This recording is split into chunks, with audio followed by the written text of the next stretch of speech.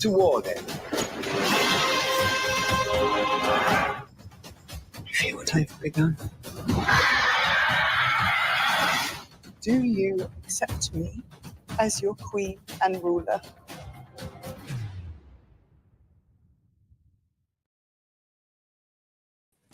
All right, people, welcome back to Inside All Day Presents House of the Dragon Stream, Episode 3 review.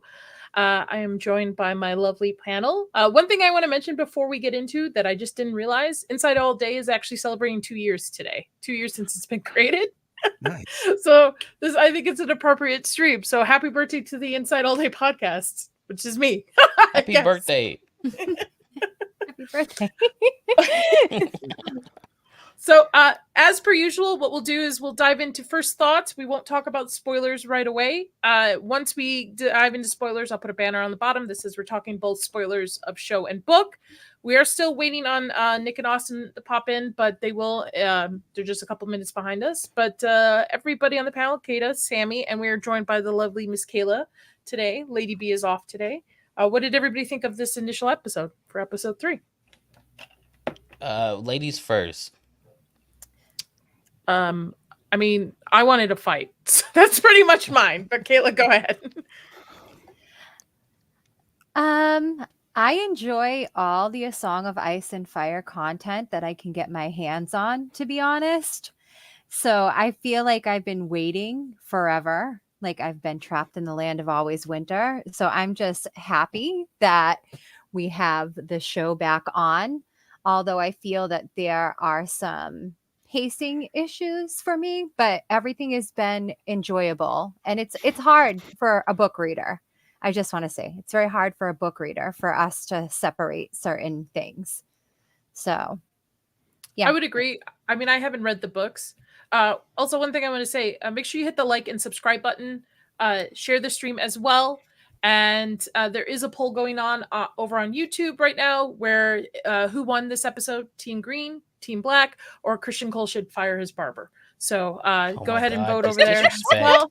You keep disrespecting Kristen Cole, man. I vote Christian Cole should fire his barber. Yes. I see everybody in the chat. We have Harisa saying, I didn't expect Eamon to turn around. That's all I'll say. Yeah, I didn't Blue expect collar that either.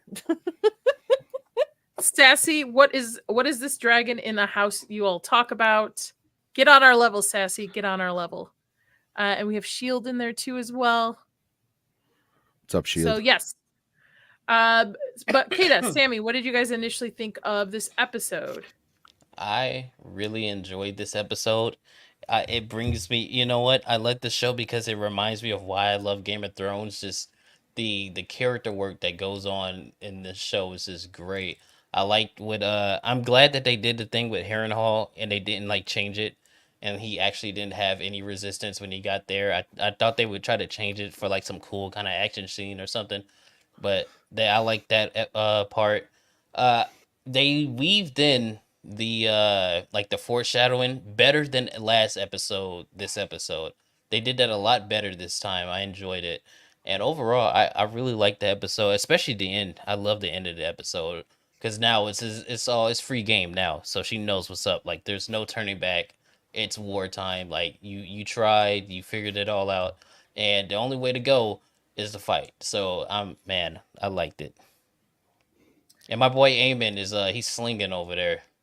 I guess his other dragon. I like what Shield says here. What the fuck are the dragon fights? We only have 5 episodes left, and the Battle of Mill was skipped, but I guess it worked.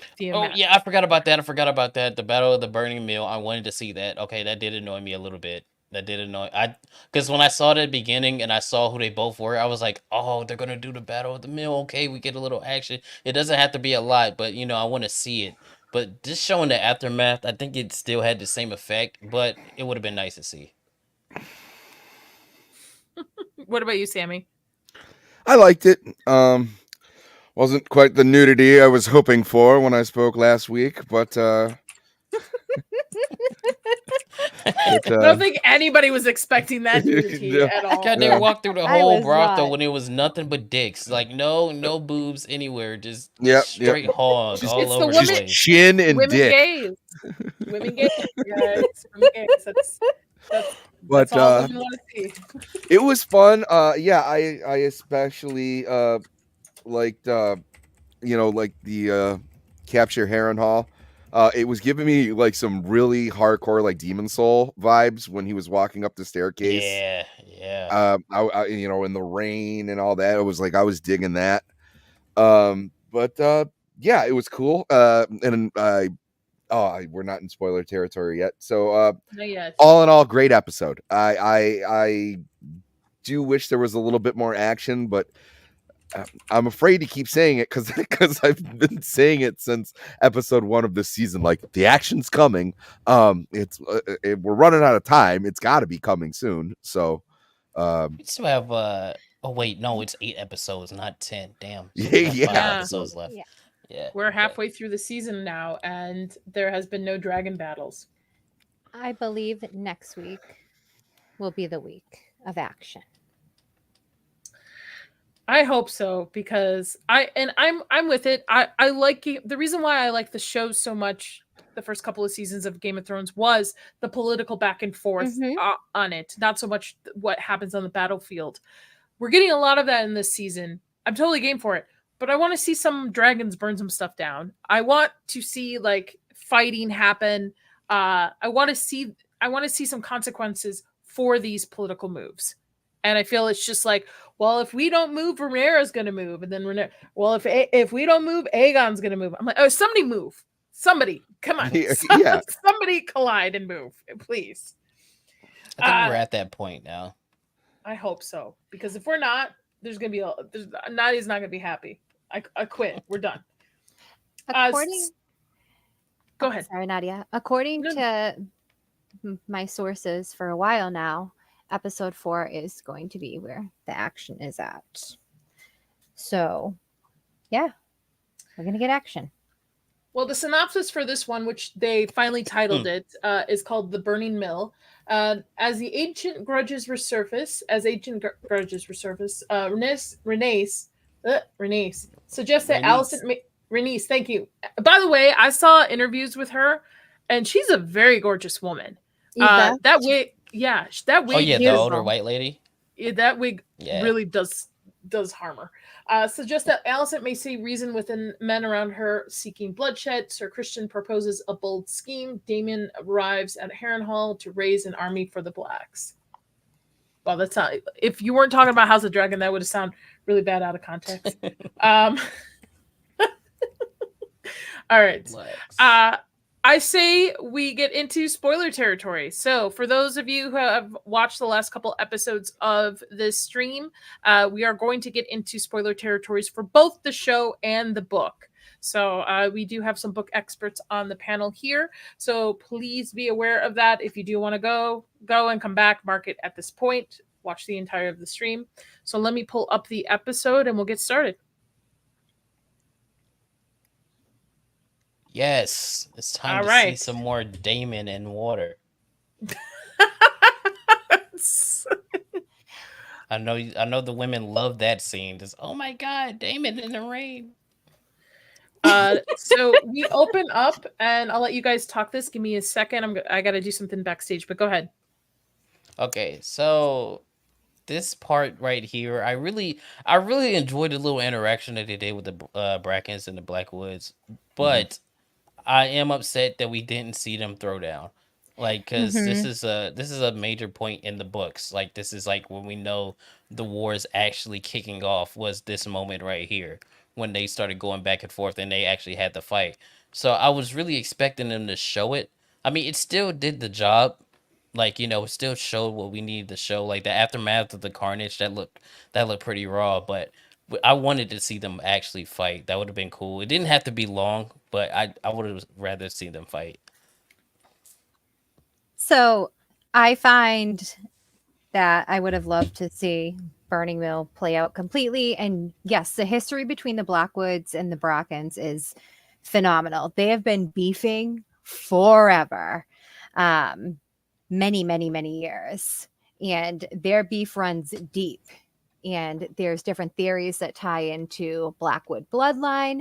So as it goes on, like this beginning here, I don't know if we're introduced to Bloody Benjicott, or if that's Davos Blackwood, his brother. So It's I would Davos. have, I would have liked to see, because they didn't name the character necessarily. So, I think they yeah. I said believe who it's it was Davos. at the Did they say yeah, it I was think they said it Davos? I I think they believe said so. who it was at the council meeting with Rhaenyra, like saying that he died in a fight. He did. I believe Um, so. So we're joined by Austin and Nick from the Plot Strikes Back podcast. We're in Hello. spoiler territory, but if you guys want to give just a quick what you guys thought of the episode before we're diving right into it right now. I'll go first. Weak. Okay. What? All Weak? right. Just weak. Okay. Just weak. I wanted something, and the coolest. I mean, we got some cool shots, a lot of cool cinematography, I thought, but as far as like action, where I'm waiting for it. We're almost halfway through, and I'm getting antsy. I'm with you, Austin. I want some dragons burning down some stuff. Let's go. Exactly. Yeah. I Yeah, disagree. It was lackluster in a sense of action for sure. I think this definitely felt like another character building, plot building type of episode, much like the first episode of the season. So I don't know, like it almost kind of felt out of place a little bit. Like I get that things are building up to war, like you got people marching out, but I just think it could have had a little bit more to it. It's like you showed two families that have had feuds for such a long time, and then you cut and it's like a bloody battlefield. It's like if that wasn't a cock tease, I don't know what is. You know what I'm saying? Like, and I'll I give you know that Dark Hour was wanting some wieners, and there was definitely wieners in this episode. So Dark Not Hour, the wieners we expected, but yes. sure, exactly. Yeah, you got his wish. So yeah, I'm sure he loved this episode. I know he was so excited over there. Just I know where tingling he looking at paused those. this. It's like Prince Aemond pause. Yeah, I don't know. I didn't really care for this episode that much. I think out of the three, this might have been my least favorite. It's like, yeah, we got Moon Dancer, little tease there. I mean, I think the best part of the whole episode was at the very end between Alicent and Rhaenyra, when the candle table scene. I think that was probably one of the best moments in the episode, or maybe the best moment in the episode. But yeah, I that's agree. the TLDR. Looks like I'm the before- minority here. Before we get back into it, again, thank you everybody who's watching right now. We have 44 over on X. Please come over to YouTube. We do have a poll going on. Who won this round? Team Green, Team Black, or Christian Gold should fire his hairstylist. So please go ahead and vote on that. So I will bring the episode back up.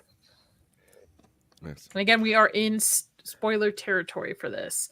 Austin. So as someone who didn't read the book, I wasn't like surprised that they fast forward this battle scene, but I can understand if it was something very big in the books to as a book reader, I would be disappointed if this was supposed to be like an epic battle.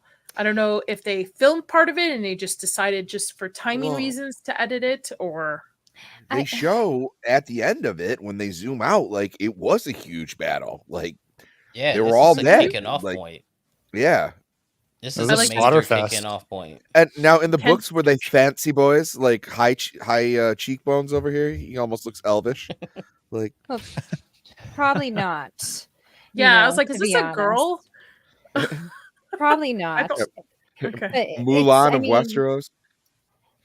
But this is really, they really hate each other. They're like the Hatfields and the McCoys of the A Song of Ice and Fire world. Yeah. And pretty much like the major, I can say, right, we're in spoiler territory. Yeah. correct? Yeah, we're in spoiler territory. Yeah, you're good.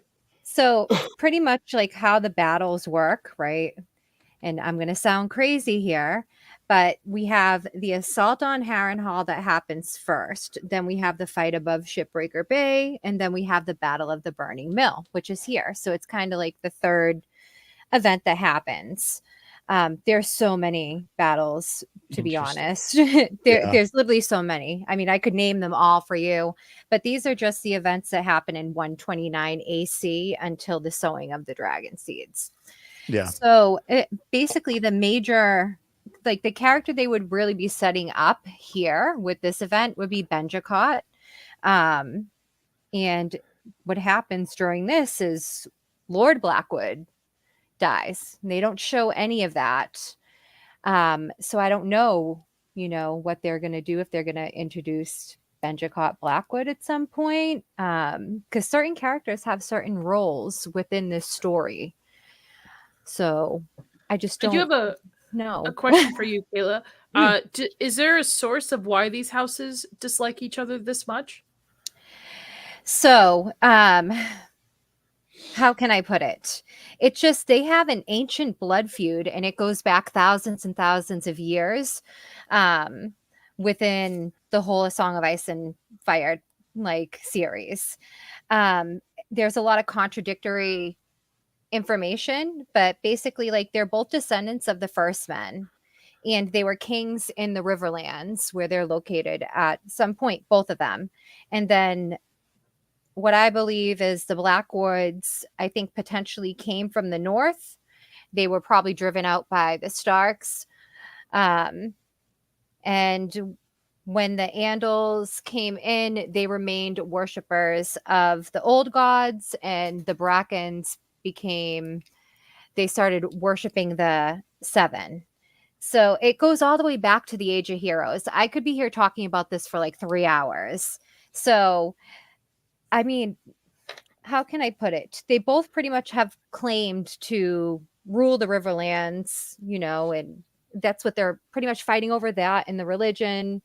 And there's a quote, and I actually had it last night. Where's my book? In A Dance with Dragons, that kind of, where is it? Jamie. Okay.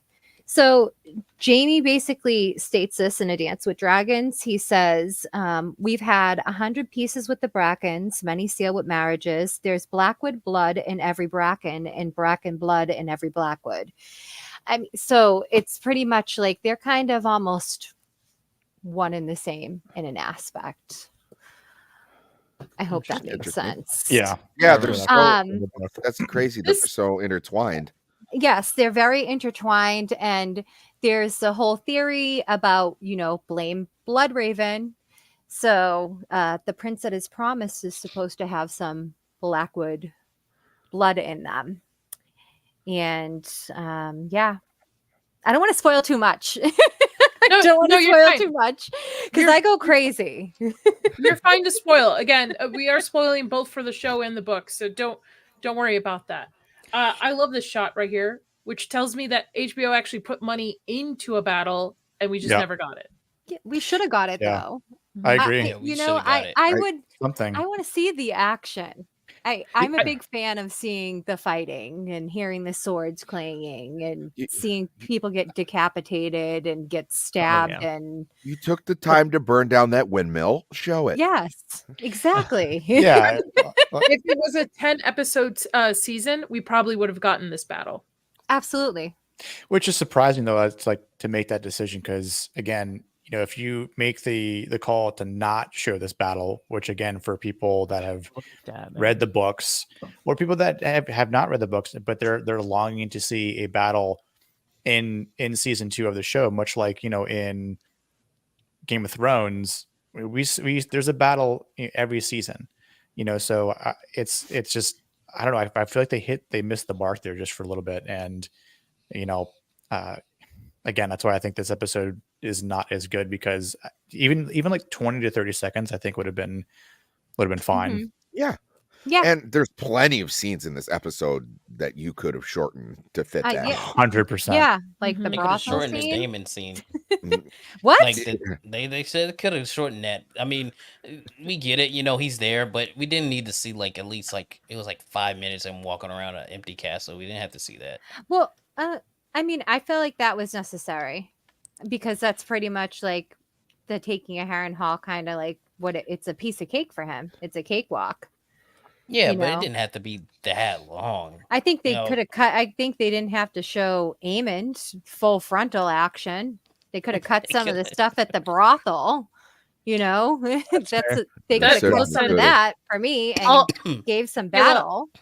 all the men on this panel were really looking forward to that scene. So in our private chat, Yeah. believe me. So Yeah, no, I wanted to call this. I wanted to call the episode "Chin and Dick." yeah. So I mean, don't worry. just like Episode three. from my standpoint as the fan that I am, I don't they could have cut down some of that for me and gave me a battle instead. Battle Yeah. or a dick. I would rather see the battle.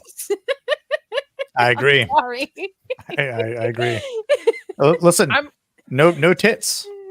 No Yeah, tits. I we would talked have. about that not already. one They went through boob. the whole brothel, and it was just No tits in the one, brothel. like Oh, no no, I tits. think there was like one. I think there was We got one. a little bit. We got some side boob, maybe. Side boob. Yeah. Side boob. Oh, It it's was. side boob. Oh, It's great. definitely Yeah. not little My fingers. favorite kind brothel. of boob. You know, fellatio happening. Didn't need to see that, but like you include that, but not like 5 seconds of battle. Got it. Cool.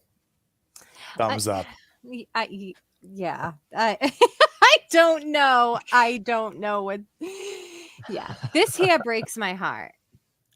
Yeah, this is actually Yeah. a really great shot too on a technical level. This is very good.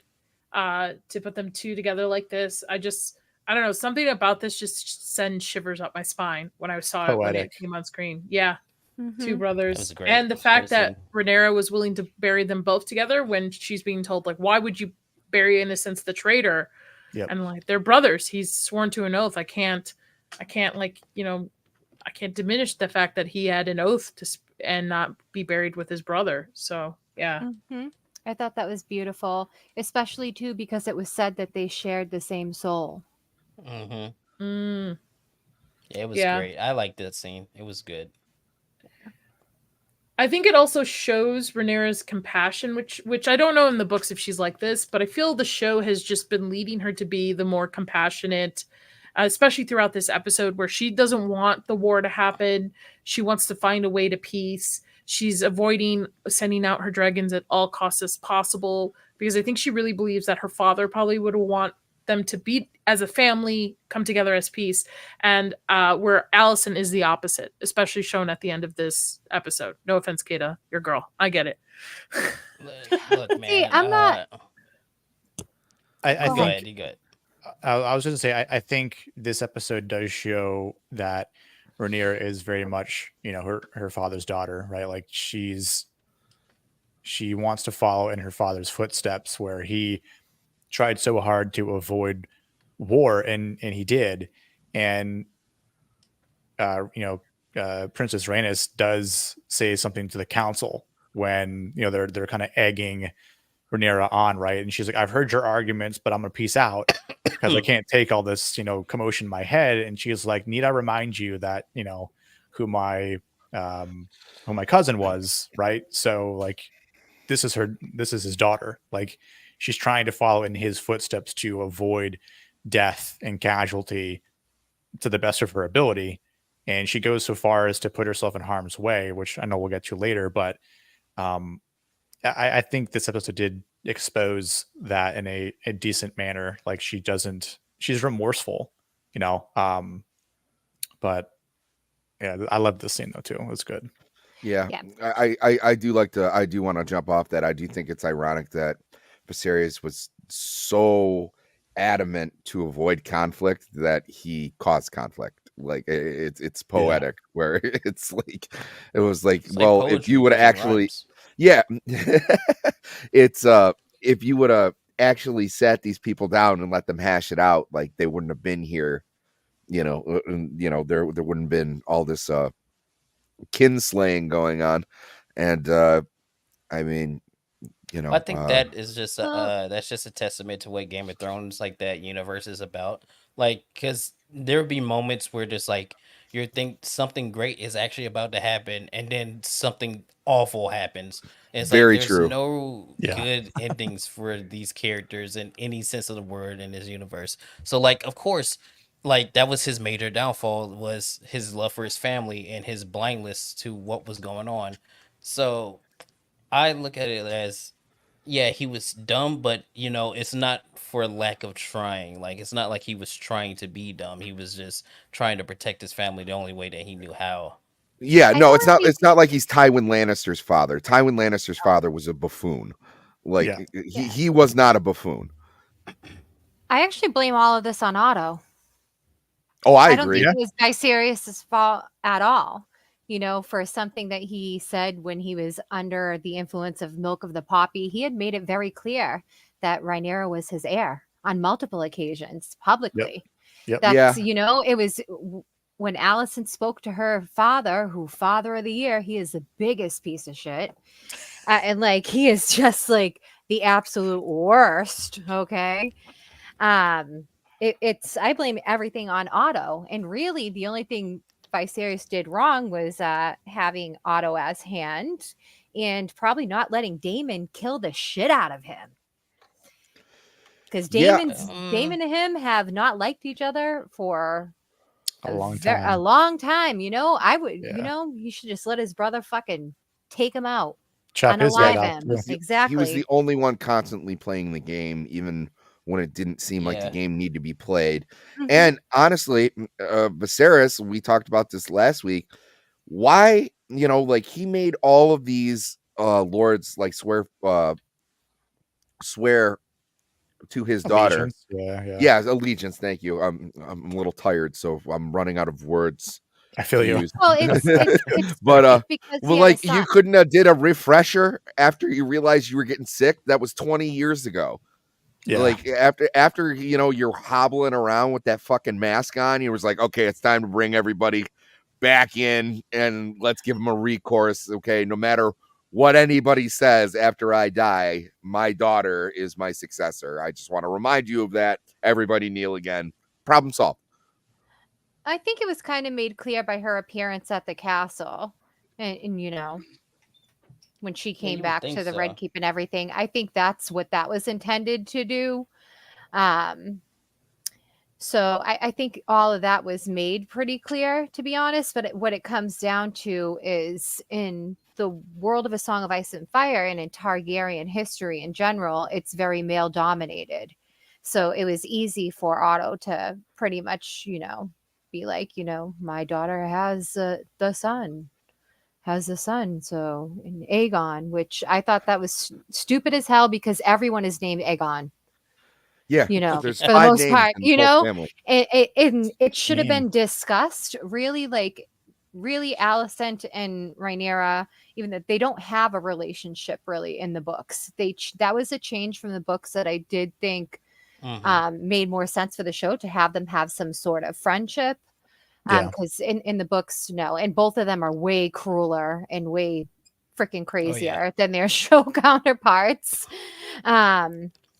So I just think, yeah, I blame everything on Otto. You know, should have took him out. You know, root and stem, ripped him, root and stem. There you go. Problem That's solved. one part Yeah. that's not when just to add on top of that, when Reina is saying, she's basically like connecting the dots backwards, right? Yeah.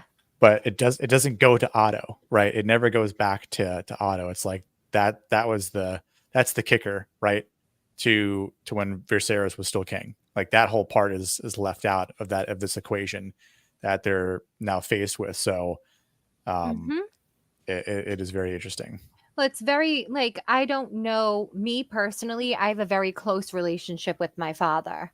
Most girls do, for the most part. That I do too. Yep. like, I'm extremely close with my dad.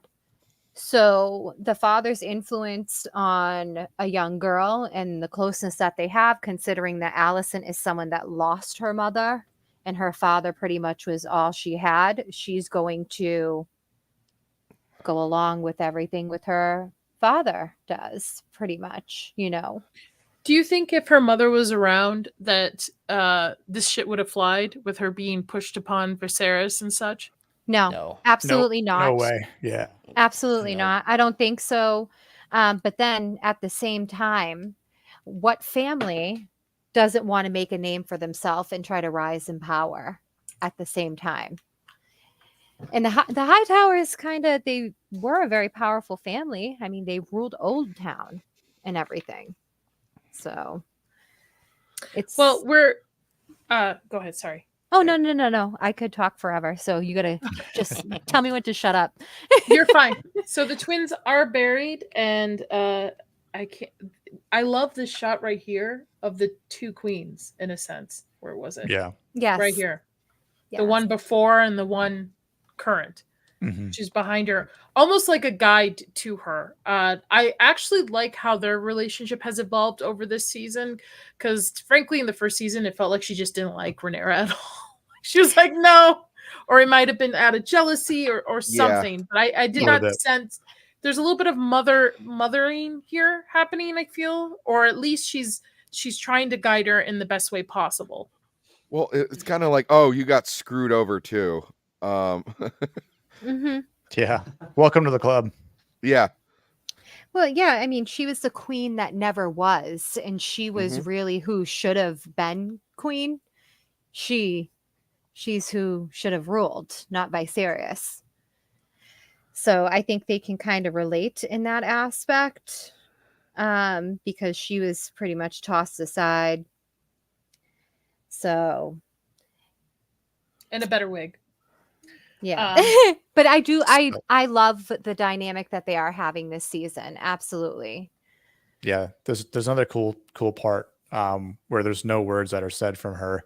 Mm-hmm. When she looks across the table and she's trying to like make a decision, and you like this, just like the look that she gave Rhaenyra, I was like, I like that. That was well done. Honestly, them two across the table, including last week's episode with Damon, when Damon was like making the faces and like Side eye. That was great. like those two, like the way they were looking at each other, looking at him, and Yeah. that was No, that great. was great. It was phenomenal. I also really like that it looks like they could be related. Like they have similar facial features. They have similar noses. Oh, like in real life? Yeah. Yeah, for sure. Yeah. Yeah. Well, here she's telling her that, it might be good to reach out to Allison. Allison doesn't, might share the same values and views as you do, not the men at the table. So I really like that. Now, there is a little bit of a push of this is just rah womanhood going on here. But I like this. I like that she sees that Rhaenyra doesn't want to go to battle, doesn't want to fight, and she's trying to help her find a way out of it in peace. It doesn't work out, obviously, but we're here. But this is But at good the rah same womanhood. Yeah, Like, yeah, this it's is not just- it's not you know what I overbearing. mean? This is well written rah womanhood. I'm down not with this like, rah womanhood. Oh, I'm better womanhood. because I'm a woman and you suck At because you're the a same man. time, though, last week Rhaenyra was going through a book, and it was telling the story of Aegon the Conqueror, and she was studying up Visenya Targaryen. Mm-hmm. Who Visenya Targaryen was Vhagar's original rider. Yeah. Okay, and Visenya Targaryen was a fucking badass. Badass. She is a badass. She is like the ultimate. That's one of the sister warrior. wives, right? Yes. There's Yeah. two of One them. of- Yeah. One of Forms two. the Kingsguard.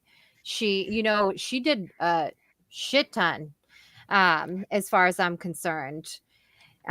Really, Aegon, he had Balerion and everything, but he definitely had to owe a lot to Visenya when it came down to both of his sisters. So Visenya is just a complete badass. She's studying Visenya Targaryen at the same time. So it's a little bit contradictory. Like, I don't want to go to war, but I'm studying a book on Visenya Targaryen about how she burnt shit down and took over places and gained allies that way and battled and formed all these allegiances. So it's interesting to me, I guess you can say. All right, I'm going to move us forward to our next scene. As we get through this, I didn't realize how long of a... Oh, bro, never mind. All right. Can we skip this scene? Just I know. just kidding. His stupid Does hair- everyone hate him? His stupid No, new we like have everybody the goat. hates the We have shit the goat out of him. here. We Speaking have of the goat Cole, here. we have 109 people watching. Thank you, everybody who's tuning in. Please come over to the Inside All Day YouTube channel. We do have a poll going on there. Who won this round? Team Black, Team Green, and the last option is Cole should fire his hairstylist. So come on over and vote. Right now, Cole should fire his hairstylist is winning at 67%. Black is at 25%, and Green is at 8%. So Good. dang. yes. Yes, Look, so we everybody have on the this goat panel, here. except for Kaida, hates this man to our core. He's over What here are your thoughts on it, contemplating. Kayla? Yeah, contemplating how what? to suck. The haircut or on him? on show him. I know he's different in the book. On show him.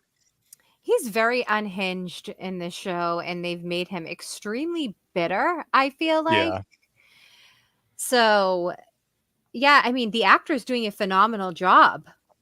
I I just agree. want Doing to a say great he's job. doing a phenomenal job. You know, he's Oh, almost yeah. having that Joffrey effect. That job. You know, yeah. and Yeah, I wish this man no ill will in real life, but I like Of course think it's not. crazy. in the Yeah. show, It's actually crazy Oh, that man. people Death by a actually thousand do I paper that. agree. cuts. Heresia. And, you Yeah, know, it's Shield brought it up here. I heard the actor's getting a huge amount of hate for the character of Cole being so disliked. Yeah, people need, and I agree with Yeah, this that's comment weird. too. People got to learn to separate actor from character. Yeah, come on, absolutely. guys. Just But that's as a people need to testament to him, separate though. characters from actors too, because I see Mhm. it both ways. I mean, Yeah. as a book fan, there are people that try to interject who the actor personally is in their private life or in their actual life, and trying to meld that in with the character that's already established and was created by someone else completely. And then on the opposite end, there are people that cannot separate the actors from the character that they're playing. But this is just a testament of how great of an actor he is to be hated to this extent. You Yeah. know, I think he's just doing phenomenal in the role. It's a great problem to have. I Mhm. hate this necklace thing he made. I love Oh. it. I want to get I'm a- one. I want one. You know what? Yeah, I'm gonna go I on liked Etsy it. right Oh now, my and I'm God. going to find one, and I'm going to buy it. It's not good drip. I don't know. Yeah, I'm like, sorry. I'm gonna. You know what? I'm gonna find one, and then one of these episodes, I'm going to have it on. I'm doing it right now. I'm finding it. Kaida's on a mission. The I love- costuming is phenomenal. hmm Yeah. I love how Aegon hired his two best friends here as knights when they're not real knights, and everybody's just kind of side-eyeing. Do you think they're side-eyeing him because of they know about his relationship with Allison, or the fact that they think he like overthrew something to get Otto out and caused it? Yes.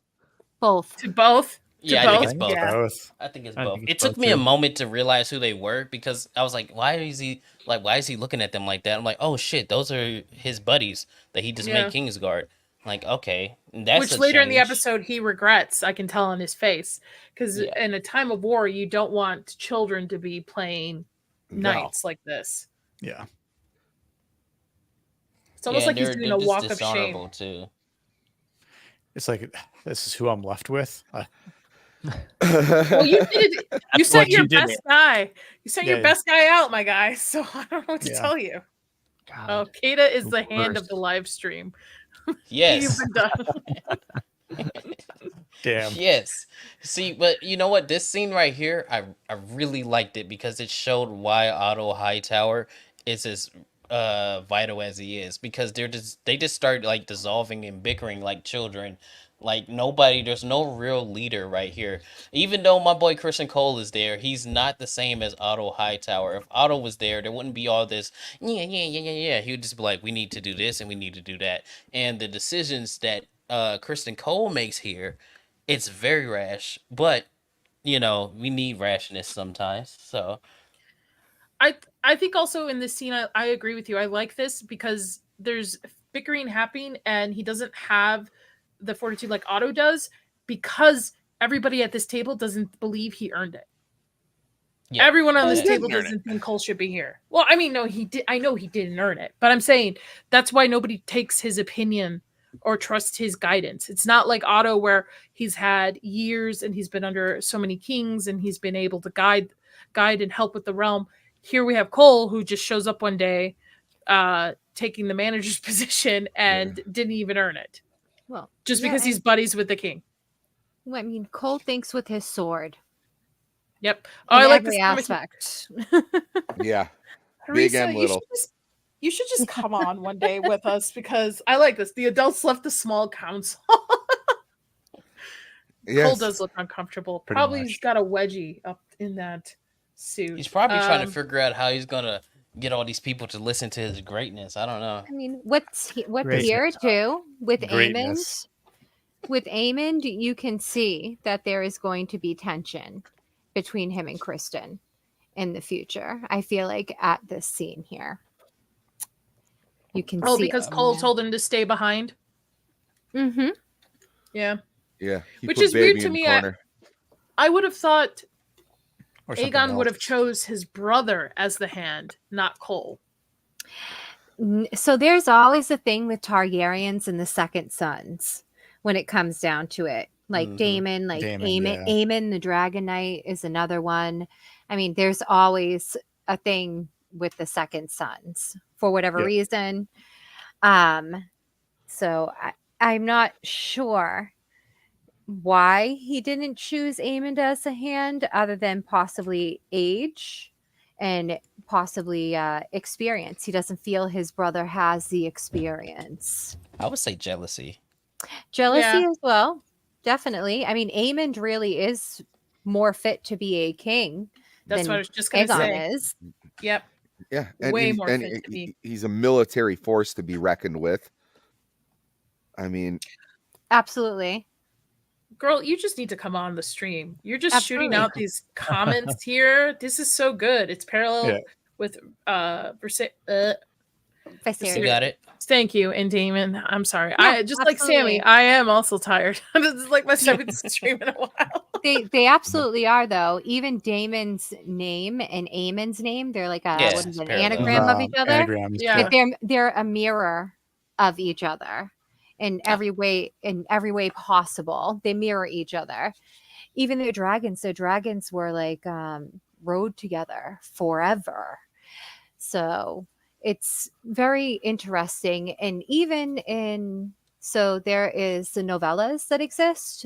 The Rogue Prince novella suggests that Aemond is possibly he's possibly Daemon's son.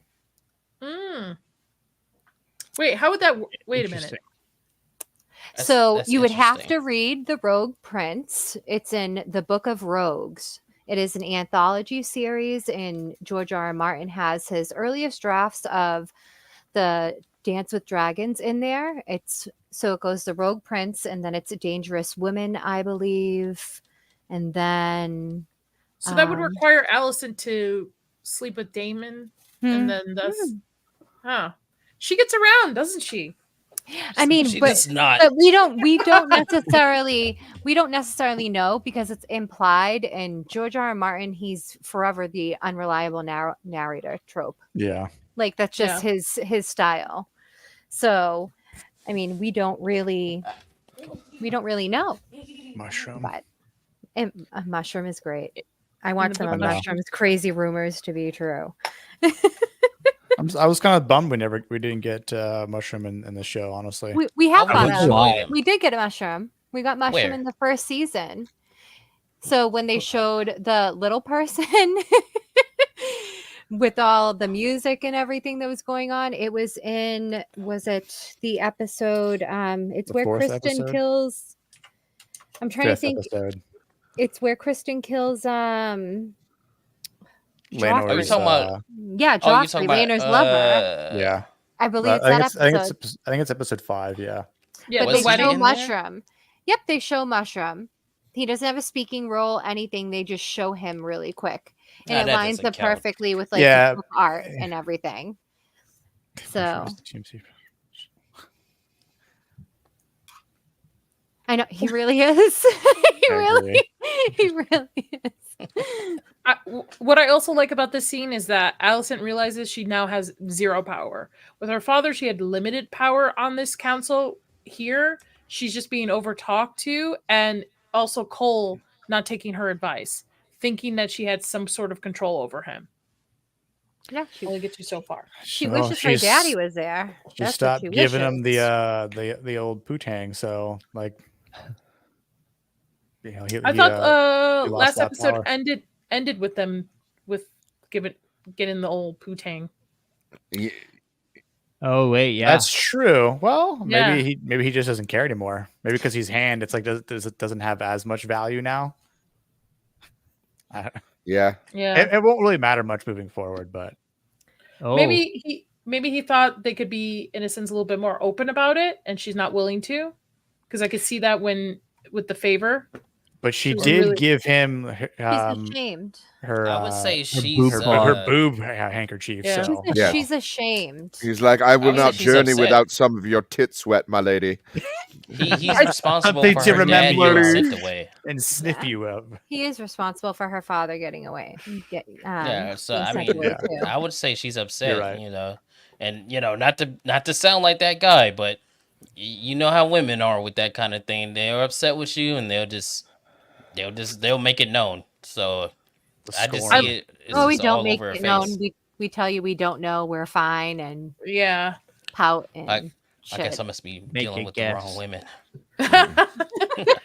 I also like in this episode, because last episode to me, Alicent was very selfish in the sense that she was looking for forgiveness for herself instead of what was going on in the overall picture.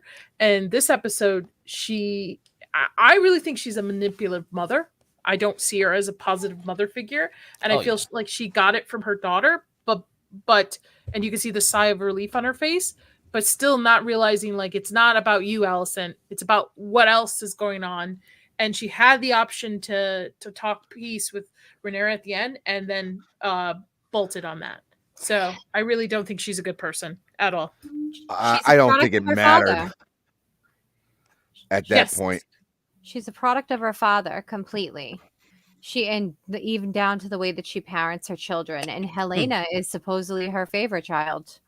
I mean, we know Aemon's all fucked up. He's going to a brothel looking like hooking up with a woman that basically kind of Yeah. looks like a fat version of his mother. Laying in a fetal positions, naked, being held and shit. So, I mean, she definitely fucked up somewhere along the line. Yeah, I'm with you, Shield. We don't get a fat Rhaenyra. Sorry, it doesn't work for HBO's stuff. So sorry on that.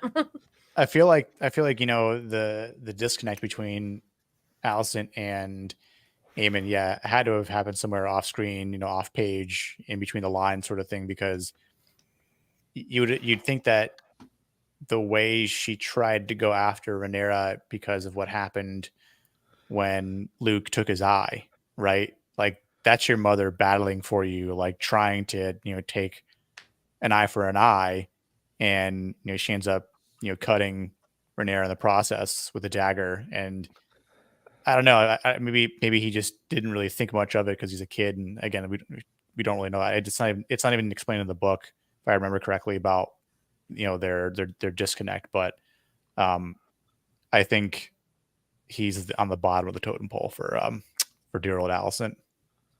Yeah. Team Green and has the shittiest mother IMO. So another L for Team Green.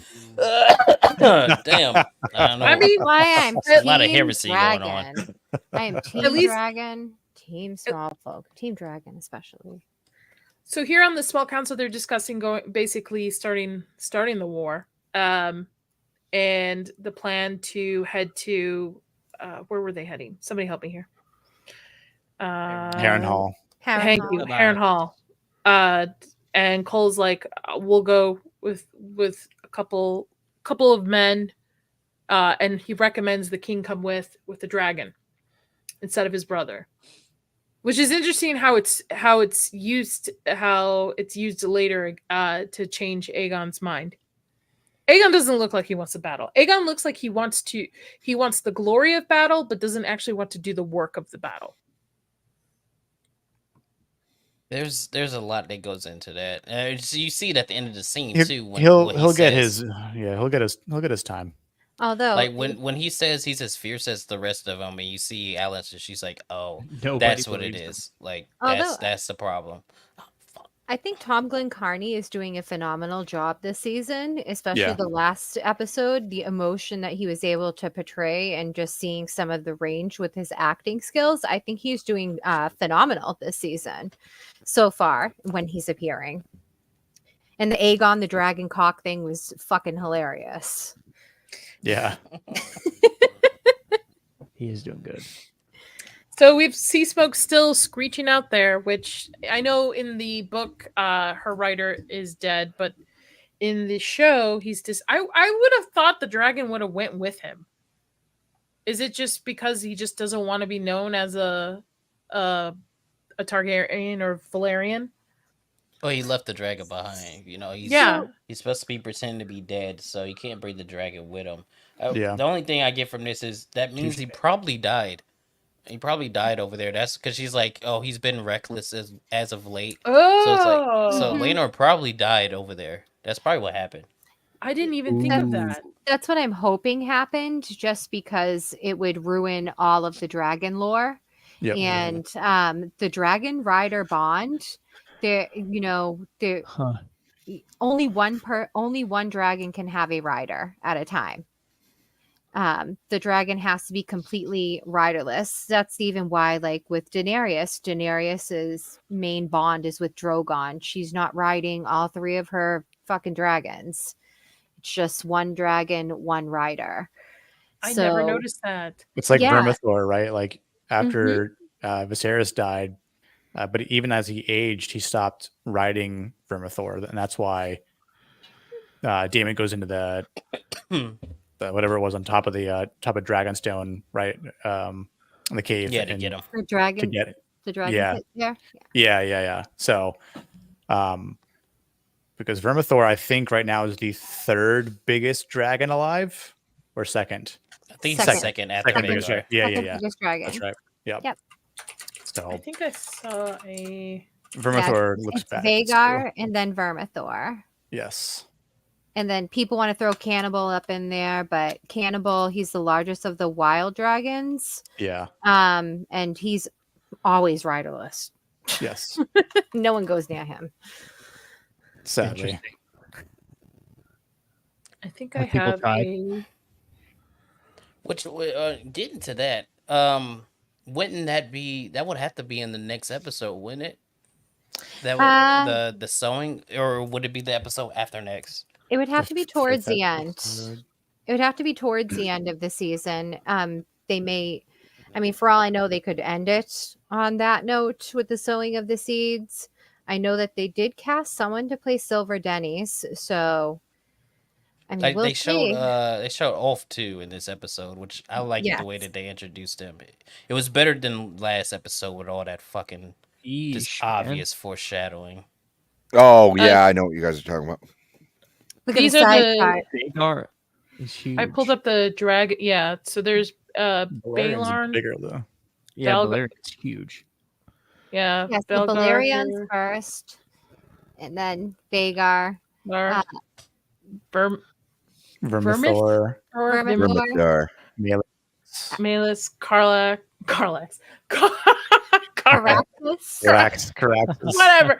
I'm not good with name. I'm not good with English, let alone fucking fantasy English. But George R. R. Martin said that he doesn't give a fuck how people pronounce the names. Yeah. He said it. He doesn't care. And they even show like I don't know if you can see it on the screen, but right here next to this one, there's like an elephant. So that's the size of an elephant. I think that's a cow, and a human is like this little itty bitty dot right here. God, I cannot wait till they do the Aegon show. I just can't wait to see Balerion. I know. No one can. I can't. He's gonna be huge. Pause. Huge. He's gonna be so big. Huge. They better cast fucking huge. Our favorite actress. Oh my god! Can she ever go away?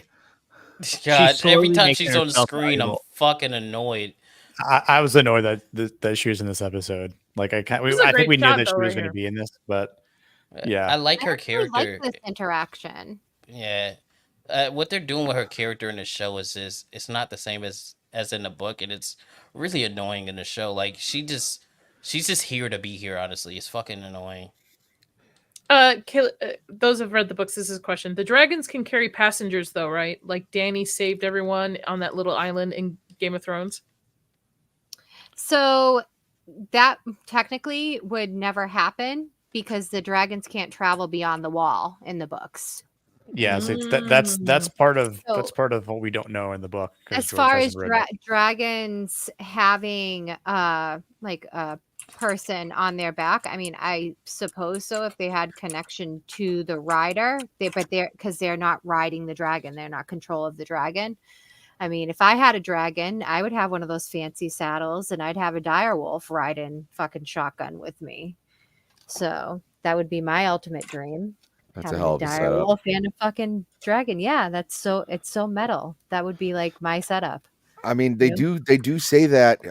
What was it? The first episode of the season when they're at the wall and they're talking about it was like, and the dragons would go no further. It's like this is. Yeah, they do. They say that in the Fire and Blood book too. Whenever what's her name? Visenya went to the wall, like her dragon wouldn't go further north. Start freaking out. Well, not Visenya. Or who was it? It wasn't Visenya. Was it? Viserion? No, I'm talking about the other sister. What's her? Damn, what's This her is name? something. No, This is something? Starts with an R. Yeah. Are you talking about Rhaenys? Yeah, which sister? Oh went yeah, to it the could be wall, rain something. Oh no, I'm thinking of Jaehaerys, not Jaehaerys. Yeah, Jace. Jaehaerys is Jace. Yeah. no, I'm thinking of his wife. I'm all mixed up right now. Alysanne. Yeah, that's what I'm thinking of. Yeah, Alysanne couldn't get Silverwing to pass the wall the same way the others. That's right. It physically could not pass the wall. This show, the World of A Song of Ice and Fire that HBO is showing, it doesn't have as much as the magical elements that the books do, if that makes sense. Yeah. So in this scene, she's asking, I guess, the White Worm of Alicent's coming and goings and what's going on. Basically, White Worm wants revenge against the Hightower Otto's family because of what happened in the previous season. And then she also notices that Seasmoke is restless. And this is where we get the line where Rhaenyra's like, oh, it's my late husband's dragon. And the White Worm's like, oh, well, he must be lonely. So maybe he'll get a rider soon. Who knows? Yeah, who knows? You know. We all know. Sorry. Perhaps. I'm like, half the panel knows. You may have seen him already. I I know. just need real fucking confirmation that Laenor is dead. I need actual. I think they just should have fucking killed him last season. I'm sorry. I just don't understand the point of doing what they did. I think it was dumb as shit, have him sneak off and whatever the case. I mean, I needed to see him die, as fucked up as that sounds. So I guess if this is a confirmation that he's dead, I guess very by the subtle. way that his dragon is acting to show that dragon rider bond and how the dragon is in mourning. I guess this is the confirmation that we're getting, but I just don't understand why they couldn't kill Laenor on screen. Why they did what they did. I don't get it. It makes no sense. I was gonna say maybe they'll add something like later on where he shows up or someone, reports to Lord Corlys that we found his body overseas, something along those lines, and that would kind of make sense as to why Seasmoke's acting the way it is, and then intro to the next rider sort of thing that allows him to ride Seasmoke. But I agree. I think they should have burned him in the fire. You should have been fucking dead. Just stop beating around the bush and just kill him off. Like, I don't know what you're trying to Yeah. Everyone fucking dies. I don't understand the point. That is Like, true. why keep him alive? Because in this show, it doesn't matter. It Nothing does nothing to matters. the plot. It does not. die. It does not add anything to the plot. Unless the writers plan to bring him back at some point. That's the only thing. You stole my dragon. Give him back. But I mean, that could. I mean, that's the only reason Roasted. why they would have kept him alive instead of killing him off is unless not to show Damon to be ruthless, which doesn't make sense because he's ruthless in almost every other episode last season, killing people left and right. So I don't know if it was just not to play into some characters' morals, but if they should They just wanted to show have killed him Rhaenyra to off. be. She doesn't. They don't want her to seem as bad as she actually is. That and it's never mind. I'm not gonna say it, but it's Say it's it. annoying. Go ahead, It's say annoying. it, Kaida. Say No, it. I'm not say saying it. it. Say it. Damn Say it. it. I'm not I saying think it. I know It what might you were have. gonna say. It might have something to do with preferences or whatever as to why they didn't want to kill him off the way that they did. They already did it to one of them. I don't think they would do it to two. They would, they would get those kind of stigmas or whatever. This That's is a just safe my space, Kaida. This is a safe space for us, I don't okay? like that word. Okay. I mean, It's- and it at the end triggers of him. the day, most of the things that Damon does are results of Rhaenyra directly telling him to do it, including like what happens with Vaymond in the book. Like with Vaymond, Damon doesn't just like cut off his head like that. He's ordered by Rhaenyra, and he ends up getting like eaten by a dragon and all this shit. It's crazy how he dies. Blood and Cheese, the events of Blood and Cheese, different. Yeah, we talked about that last week. It was or a few weeks ago when it happened. It was upsetting they didn't do it the way that it was supposed to go down. Like they're trying to make, like, again, they keep trying to make her seem like she's like not this like hardcore person. They call her Maegor with teats. Yeah. And Maegor was cruel, right? He saved the Targaryens, but he was cruel. In this scene, we have Rhaenyra talking to, and I can't. This is not Bela. This is the other one. Rhaena. Rhaena. Oh, that's easy. Rhaena, telling her that she would like to send her with the children away with the additional dragon eggs to the Vale. Right? Yes, the Vale. Just for protection, to get them away from danger, as you see with what happened with Rhaenyra. They're not going to the Vale. They're going the across Vale. the seas to Pentos. Thank you, Pentos. And Rhaena is a little upset about this because she feels useless here. She doesn't. I don't think she understands, and she does later in this episode, understands the weight of what Rhaenyra is asking of her. Because if something were to happen to the entirety of Team Black, she would be the last of them to help raise the next generation and continue the bloodline and protect it, especially with also the dragon eggs that they produce to her later on to take with. Yeah. So are those dragon eggs the dragon eggs I think they are? So here's my thing. Rhaena was supposed to be presented a clutch of Cyrex's dragon eggs, and that's how she eventually gets her own dragon. As far as Drogon, Viserion, and Rhaegal, I believe, like what the theory has always been, is that Dreamfire, who is Helena's dragon, laid more eggs than any other female dragon. I know I'm so crazy that I really fucking know all this shit. Like, have read so You're much fine. shit that this is like, I'm like, I love nerd talk. but- It's fine. So Great. it's like the Dreamfire, and when we got a quick little glimpse of Dreamfire, kind of looked like the same kind of dragon style as Daenerys' 3. Yeah.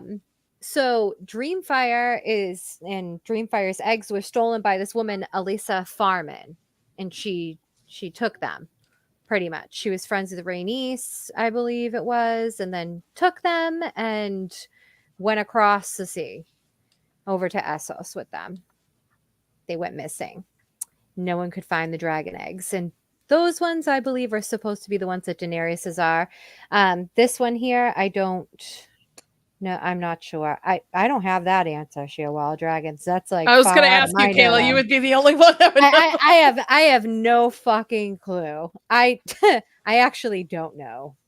I don't even think they really even go into that in the book. There was I think this like comment. volcanoes they said before. This So- comment says there was an interview where the cast was playing a game and they said Cyrax was who brought forth Danny's eggs. So I don't know if they're going to confirm that or if it was a mistake. I mean, on the show, what show canon is not necessarily book canon. Yeah. And so in the show, that could be absolutely true. But unless it comes from George R. R. Martin's mouth himself or out of his pen in his hand or typed up into the nice book what it is going to be, because he did say he will do Fire and Blood Part 2, and maybe we'll get more answers within that history or in Winds or in Dream. Which I'm Wins. dreaming the fucking but hey, you know what? If the rumors are true, we're gonna get it by Christmas. That's what I said Yeah, last right. week. That and So- by end of 2024. So I'll bet sure we anybody will. $5 that we don't. We will not. I don't think so. let's get a bet going. I'll bet Yeah. $5 with you. I'll bet throw $5. $5 in. I'll Let's get a throw poll. $5 in with you, Nadia. Just because I want the book so fucking bad, and I don't care if I waste $5. But then if I do get the book, I get the book and I get $5 extra bucks. True So- that. Shield, well, you're asking biology questions here that just none of us are well equipped. It You depends. should know what you're the shield wall of dragons. Well, if a male dragon even needed for an egg to be variable, I wonder. The dragons mated, so I would assume, yeah, because the female dragon. HBO just didn't have that budget, okay, Yeah. to Yeah, show they the didn't. dragons mating. Yes, All right. they didn't, They didn't have the vision. Dragon wiener. What we could have had. Dragon brothels. It's not like we didn't get enough. That's dick what this really episode. goes down. In the Remember dragon what they took pits. away from us? I'm We actually didn't going to get be enough dragon dick. reading Game of it's- Thrones for the first time this year. I'm actually, once I finish Fire and Blood, I'm leading right into the books. I'm going to finish Wait, it and read it for the rest of the year. So Read should it. occupy. Read Dunk and Egg first. Read the Night of the Seven need to Kingdoms read that. first before How you about you read Game of Thrones. Send me what I should be reading. and I will what- send and- you a whole fucking list. Yes, Send me a I will list. be Okay. honored. Nadia, I Okay. will send you a whole fucking list. Yeah, I want that I'll- list. I'll get 'cause that on you I need to tomorrow. reread. I'll find I find love where the you are, enthusiasm, and Kayla. I will find where you are. Hey, I'm such a book. I already nerd. have. I So have am I. Fire and Blood, and I have the first Game of Thrones book. So, Okay. but if I need to get something in between, just send me a list of like what I should be reading in what. I'm sure this is going to occupy the rest of the year for me. So, Oh yeah, Yeah. I mean definitely. I mean, before you even jump into that, it would probably be cool for you to do a World of Ice and Fire because it gives you some context of stories and mythos that you'll hear and the places you'll hear about. I will refer to you everything I fucking can. him up here with it. Dragon Hub. I wish I still had Tim's video of him. I don't have it anymore. Dang. I'll have to find it. Aquaman is writing her like a. Okay. All right. Moving on. We've got Like a Damon. band, Yeah. We got Damon heading to Harrenhal on his dragon, which this is the first time in this season I was like, man, HBO, please turn the lights on. Yeah. Like, but I get it. You want to hide the really crappy CGI you probably have going on here, but please turn the lights on. I'm just like, I thought come it on. looked good. I I must thought have this a looked really great. good TV or something because that I shit didn't- looked great when I was watching it. It looked great Yeah, too look, to me. look past Yeah, I it to didn't me. mind it. I don't. Damon looks See, great in this fucking armor. This Yeah, armor that- is Not all of fucking it, He yeah. looks sick. badass. This is Yeah, no, just this keeps great reminding armor. me of the same spot that I kept dying over and over and over again in Demon Souls. So But look I at got this. Demon Souls. Can you make him vibes. out right now on the screen? Can you make him out right now? Yeah, Not on your screen and not on my screen I'm here. saying- I can see him now. I mean, I'm on just my screen, I could. It was it when I looked was a little watching it different. on my regular television, I had no problem. Yeah, I could see All right, it. all right. I But get it. I need to I upgrade get the my complaints. TV. Okay, I get it. It's not as bad as season 8. It's not as So- bad as the short Yeah. inconvenience. Oh my god. The short inconvenience where the only source of lights was the fucking dragon battle, and when Melisandre came and fucking lit flames. Oh, So God. bad. Yeah, I In the I'm so Dothraki did traumatized. nothing. I'm traumatized. We do Over this every season 8. episode. I can't talk about this. Yeah. We do About this every what? episode. We start talking I about have how bad that PTSD. shit was. That's why I feel like with House of the Dragon, they're doing their best to get everything right. They Yeah, are really definitely. doing their best because they have no room to fuck up. You know, HBO. If I had HBO's lucky I don't have a dragon, because I'm telling you, if I had a dragon, I would fucking love that fly show. down to their studio today. I'm telling Yeah. you, reboot Game of Thrones, but adult animation. That's what I said. So much with it. You don't budget you wouldn't have to worry about a huge budget and costumes. And I get it, live action's really cool, but if we really want it to be true to the book, I really think animation would be the way to go. Mm-hmm. Or I'm saying at least do the last season and get the original cast back. I mean, they're all older, but you can have them voice it. It would still be fine. And just fix what you got wrong. I mean, and everybody I think would like embrace that and going like, all right, well, they didn't have the material at the time. They did the best they could. This is the definitive ending of it. Let's appreciate it for what it is. Here's my The thing. last 2 seasons. Do the fucking Yeah. Jon Snow show. You want a shot at fixing anything? Because, like, you know, at this point, you can't really redo the 2 seasons that have already been done. This is where Yeah. you do the Jon Snow show and you fucking solve it. Make Bran fucking evil. Okay? You know, Kayla, I know you're biased. am, because you I just am. want to see Jon Snow I on am. screen again. Okay, I so do. I know He's you're biased. hot. I have a thing for him. He's the prince that was promised. Damn it, we He didn't is. even get Yeah. that shit. No, we didn't. We didn't. Why didn't he get to, like, what the fuck? I can't Hey, even guy, go on I about got a this. question. Does everyone know what Jon Snow's real name is? I think, you Yes. know what I think it is? We're gonna I say it think on it's- 3. Ready? 1, 2, 3. Amen. Aegon. I think it's Whoa. Aegon. Oh, I think it's it's Aemon. Aegon. I think think it's it's Aegon. Aemon. I want to know Really? what Haricia says in the chat, because she's been laying out facts left and right. His wait name for it. is We're all just waiting. I think it's He- Aegon, but I've his never name read is the Richard. books. Richard. I think Yeah. it's Bob. Aemon. And the reason why I believe it's Aemon is because Master Aemon, who is at Castle Black, right? oh yeah. So Night's Watch, he was yeah. in contact with Rhaegar Targaryen the whole time. And I'm assuming Lyanna knew. I also don't think Lyanna would name her child, or technically, I mean, he could be Viserys, because if it's according to prophecy, he's supposed to be in the role of like what Visenya would be, considering the names of Rhaegar's Why other not a two Jaehaerys? Well, let's Guys, throw that one it's in the. Jonathan. Snow. However, Jonathan Snow. John has lines where he has flashbacks and he yells out, "I'm Aemon the Dragon Knight. Oh, I am Aemon the Dragon Knight." Um, You know? So, I mean, maybe he is Aemon. Harissa, you didn't give us an answer though. I'm just Yeah. saying. The only reason all of us were- my justification would be, or my reasoning would be, because Aegon the Conqueror started it, right? And he's the one who had these visions, and She dropped it. he was one that finishes it as the first and last of the same name. But Our girl says Aemon. I mean, Oh, George. She says go. I Well, guess. technically, George knows everything that happened though was because of Danny the Dreamer. All right, we're in Game of Thrones area. Let's roll it back to House of Dragon. All right, we're gonna be here for another 3 hours. Okay. Sorry, this is my no, fault. you're fine. You You're shouldn't fine. have invited me, Nadia. I Well, we apologize. should. I'd be totally game after this season ends if we want to do a rewatch of Game of Thrones leading into like just for the rest. But we can talk about that backstage. You know who hasn't Uh, seen Game of Thrones? Him. Um, Austin. Who? Austin? Yeah. Oh, that'd be great. Who's your Well, Claim him. Go ahead. I give you permission. Some ships have sailed and will not return.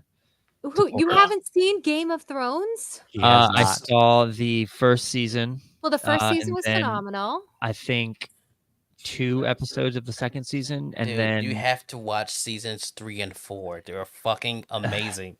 They are amazing. I would say 5 as well, but Yeah, I mean, come You're on. dude, hard home. Come on, bro. Like that. I love Hard how Home. great.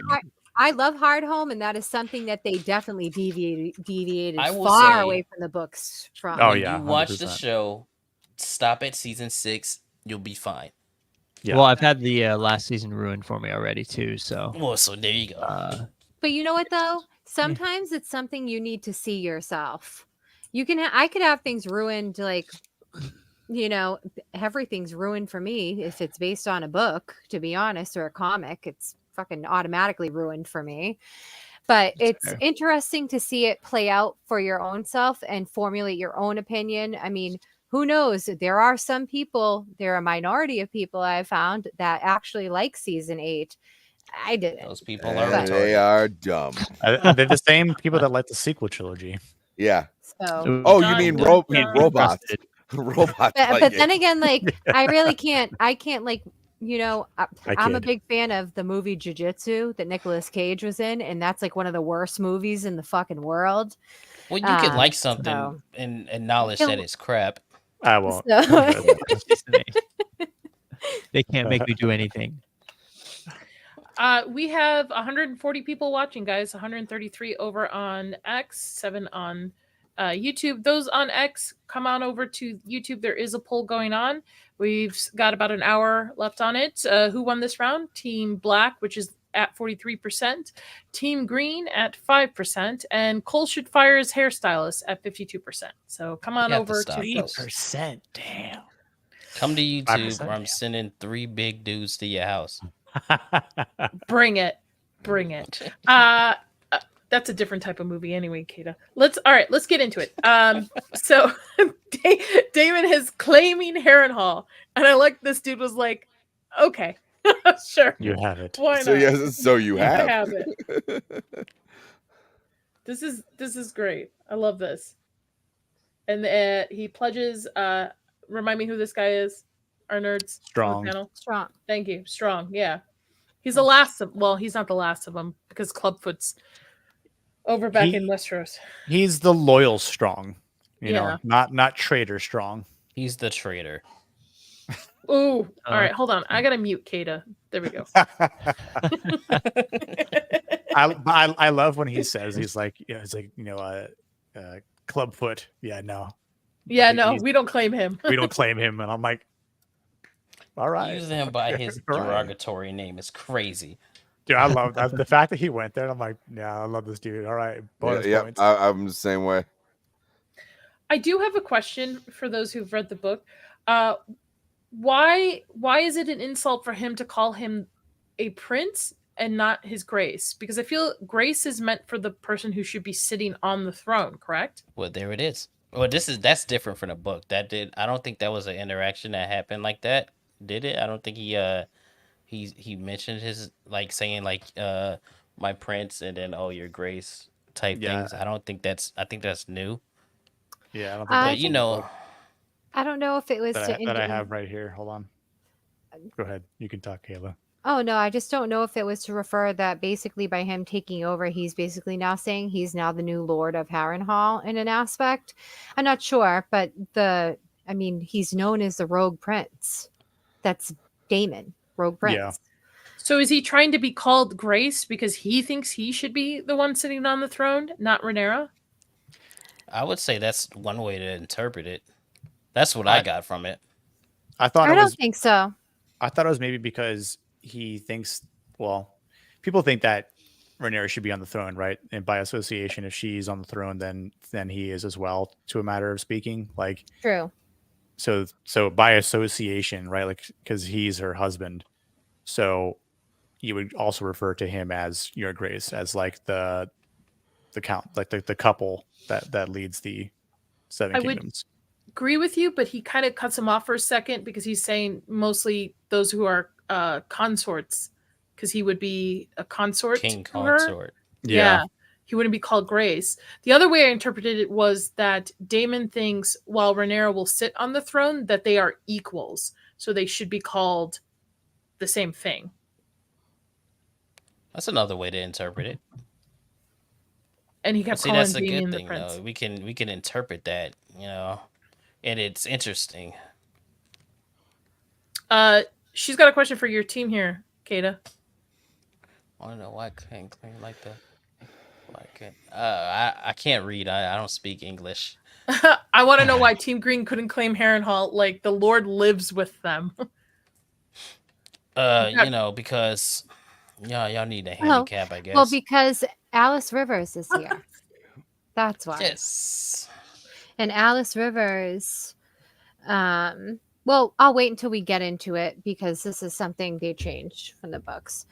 But I like how he's like, I don't claim that nephew of mine's. I mean, how, and the fire was there was no coincidence that he probably did it, because there's no way you would be able to start a fire in how damp this place is.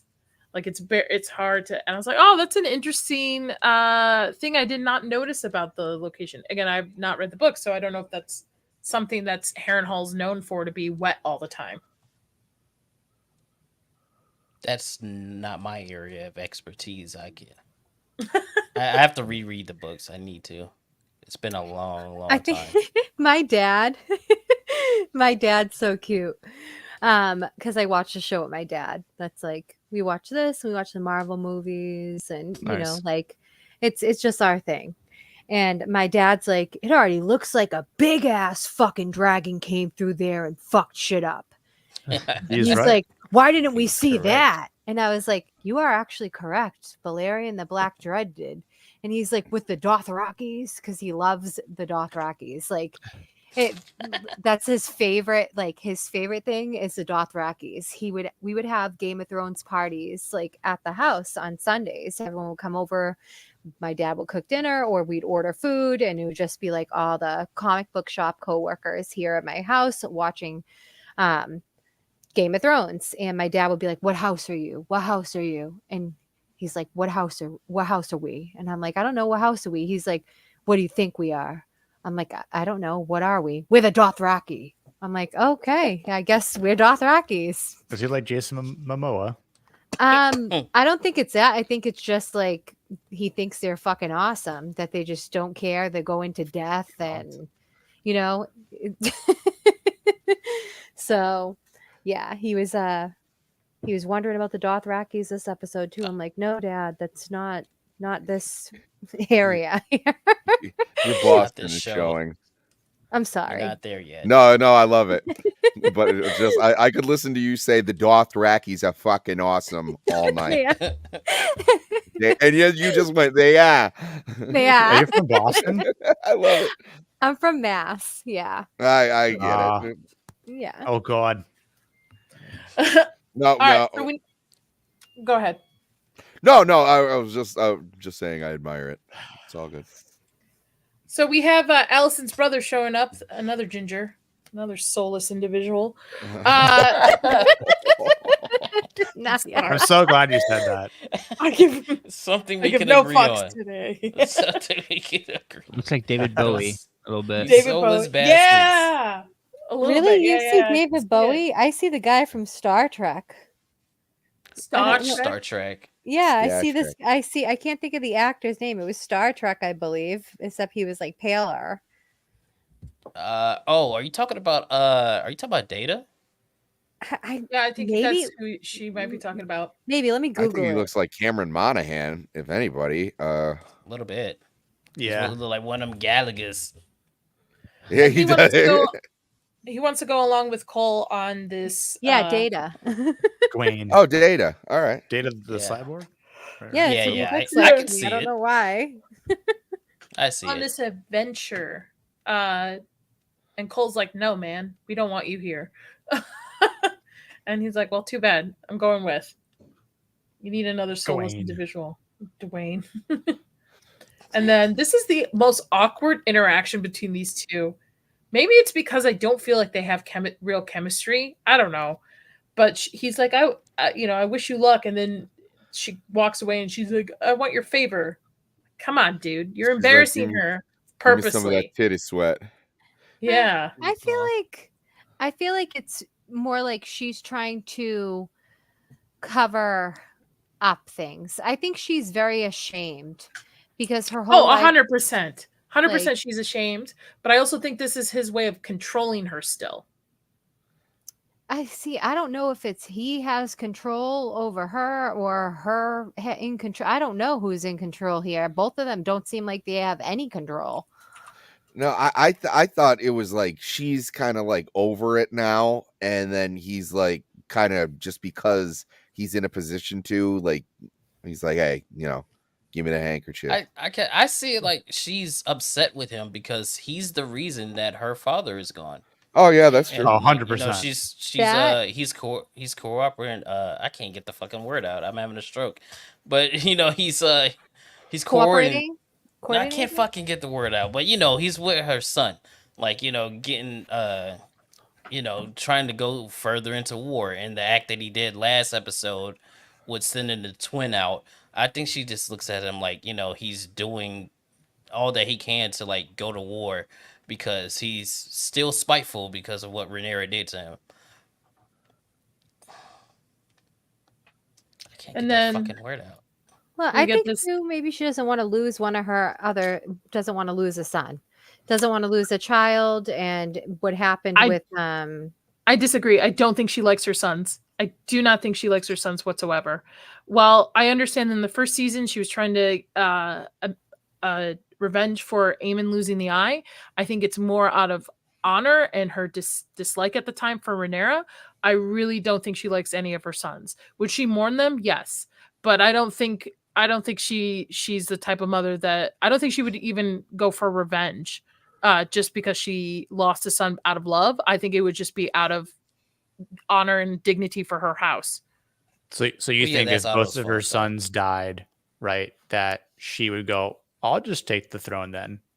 She wouldn't. I don't wouldn't. think she would necessarily take the throne. I just don't think she would care anymore about the political part of this.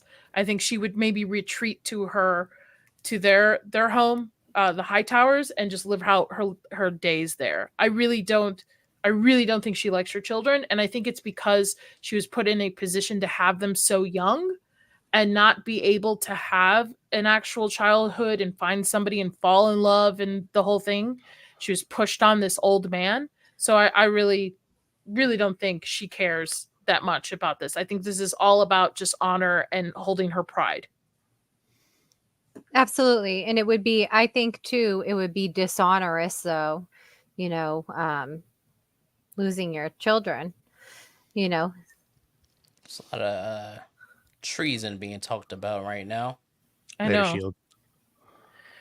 And I see you, AJ. Happy birthday again, man. It was good to see you on your stream. Bro. Happy birthday, AJ. Keep your back tight, bro. I bet he got a wolf cake. When I saw this, all I can think of is the internet's just going to call this a scene of mansplaining, which I don't think it's mansplaining, but that's all I could think of while watching this scene, where they're all trying to tell her to do certain things and she doesn't want to. They all want to press for war, and she's like, no, I don't want war. I want to find a peaceful way to get out of this. Right. I'm the rightful heir, but I want to find a peaceful way, to get out of this. And they're all like, no, we must go stick our swords and things. I really don't like this guy at all. That's the guy that says like, he talking about a scabbard, right? Like basically like the sword doesn't matter if it's unsheathed, essentially. So that's what you get busted out. Your sword, dude. Like, can't be trusted. He wants to bloody the metal. I don't know. Like, she knows what's up too. Look, she can tell in her face. She don't trust him whatsoever. She is giving the side eye now. I don't trust any of them. Shh. Must give Damon time. Damon's not coming back. I don't know if Damon's coming back, but I don't want to get into those spoilers. I know there's some spoilers I don't want to even mention though, because it's like too big of a spoiler. I saw one on Twitter. I'm like, dude, the people who haven't read the book are going to be fucking pissed that you posted that. Because it was a major fucking spoiler. I try to watch myself. I do try to watch myself. I'm more like spoil about history for things that I think go into the subject. I try not to go far beyond where we're at. If I do, just stop me. Just say, Kayla, shut the fuck up. You're fine. I would say let's not go past what we expect this season to end on, or even Yeah, let's spoil past this episode in the book, I would say, right? That would be Okay. fair. Yeah. That would Yeah, be fair. sure, That for way sure. we would have more things to discuss once the next episode gets out and the spoilers for that. So that and we don't have to get ahead of ourselves. I love their chemistry. I think they're great together. These two. Yeah, agreed. They go well together. They do. When's my man Fair coming enough. back in action, man? I feel like we just get like little side. Is it because he's still healing? He's working on the ships for the fleet. Mm-hmm. He should be at her small council table. You gonna have to watch and see. Yeah, that's all I got to say. To you. That's a spoiler we can't go into because that's like That's all I got to You know say. what? I've Yeah. got a few days off for the next week. I'm just gonna go through Fire and Blood. I'm just gonna. power read through. my- and I not can any- tell you Yeah. what I can tell you what section you just need to read. Yeah, Like I can literally tell you. Just read this one section. You'll be good. No, I'm Because just. a lot of this shit is only like half a page, like Mhm. half Literally. a page that they just stretch out. It's like only with- like a 500-page book. I could probably finish that in a week. That's not that hard. Hopefully, if I have time. yeah, like the stuff with Harrenhal and Eamon is like 2 pages, if that. Not even, I think. Mhm. It's like a page. It's like I think it's 2 pages and a piece of art. Yeah, I was just looking at it. Like, yeah, it's really So not that long. interesting to me that some of these situations are like a page and a half, but there's such an uproar about them on Twitter and like fans of the books and watching the show. So I'm very intrigued to see if I would feel the same way. There's certain stuff where it's like you could have did that, like you could have did Yeah, that. for sure. Like I mean, we didn't have to technically, see a baby head roll, but you could have did it the way it was in the book. it would have made it more complicated too, and Yeah. Mhm. more consequences as well. So we won't get I- Mailer. I will say somebody spoiled this for me right here. Oh yeah, Yeah. It wasn't me. So No, it was Twitter. It's Twitter. Yeah. What do you mean they spoiled the scene? It's probably Here, the I'll- same I'll tweet I'm private- thinking of. I'll mean, private I chat will it. I'll say- private chat it.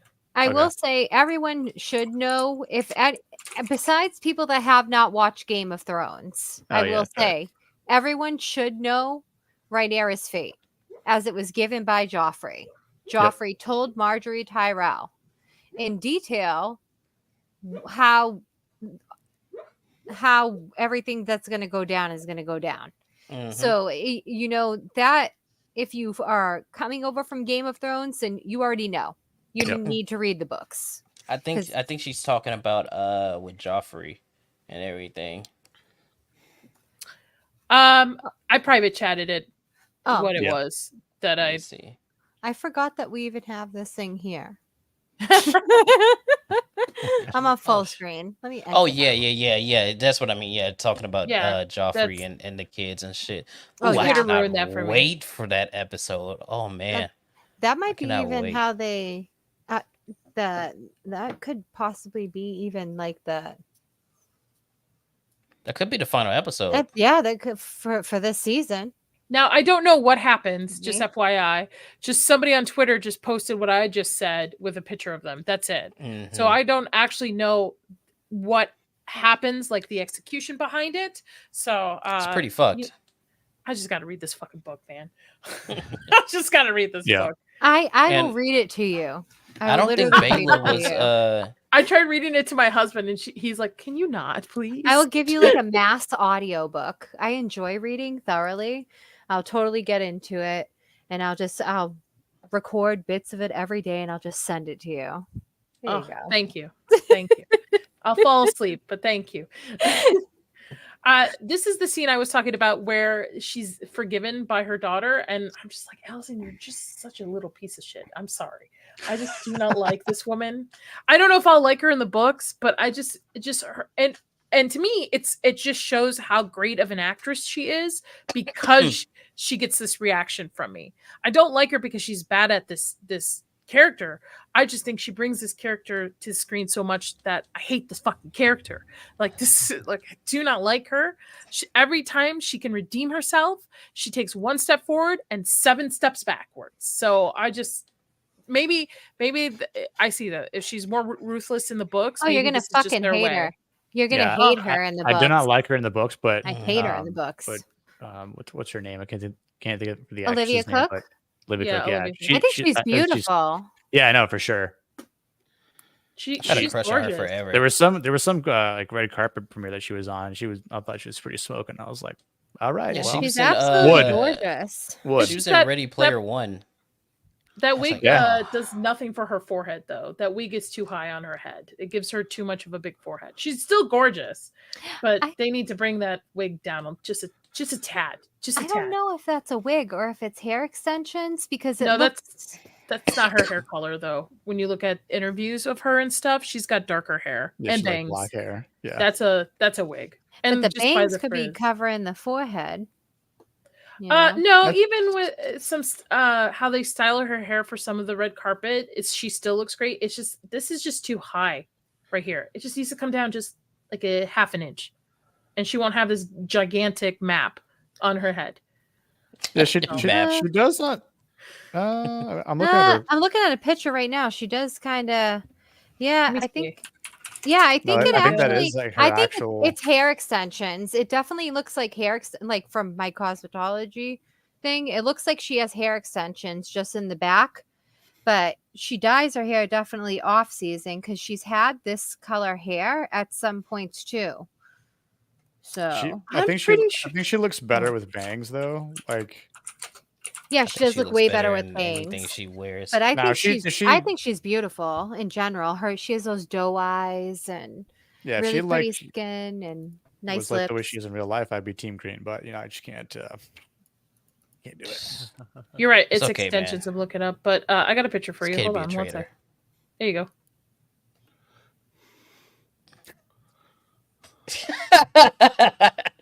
I mean, she's got She very looks pretty. like pretty Natalie pretty- Portman in very V from pretty- Vendetta. Yeah. She's gorgeous. Don't get me wrong. She's I think still- she's beautiful. That forehead's not doing her any but she's beautiful. Like I think she's probably one of the most beautiful actresses I've seen in the last 5-10 years. I think she's gorgeous. She's gorgeous. Yeah, But for that sure. forehead's But like, right here, not she doing looks her like one of the anything. war boys. Kind of remind me of like Sinead O'Connor for some reason there. Plus the buzz Yeah. head. And they still made her kind of autistic here. I do not Yeah. Hell like yeah, definitely. they did. Definitely. it. Just makes me Definitely. just on edge with this character in a weird way. Like I feel uncomfortable because I don't know whether to take her seriously, and I don't know if she's like this in the books. I'm told she's not. No, But she's just not. why give this character this kind of autism in a sense? Like I don't get it. I mean, I get it works for her character, but it does at a point. It's like, okay, we get it.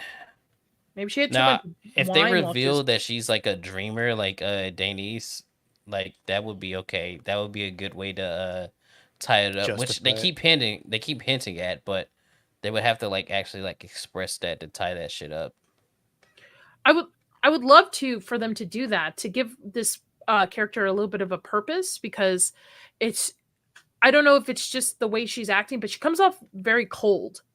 There's no warmth in her dialogue and how she delivers some lines.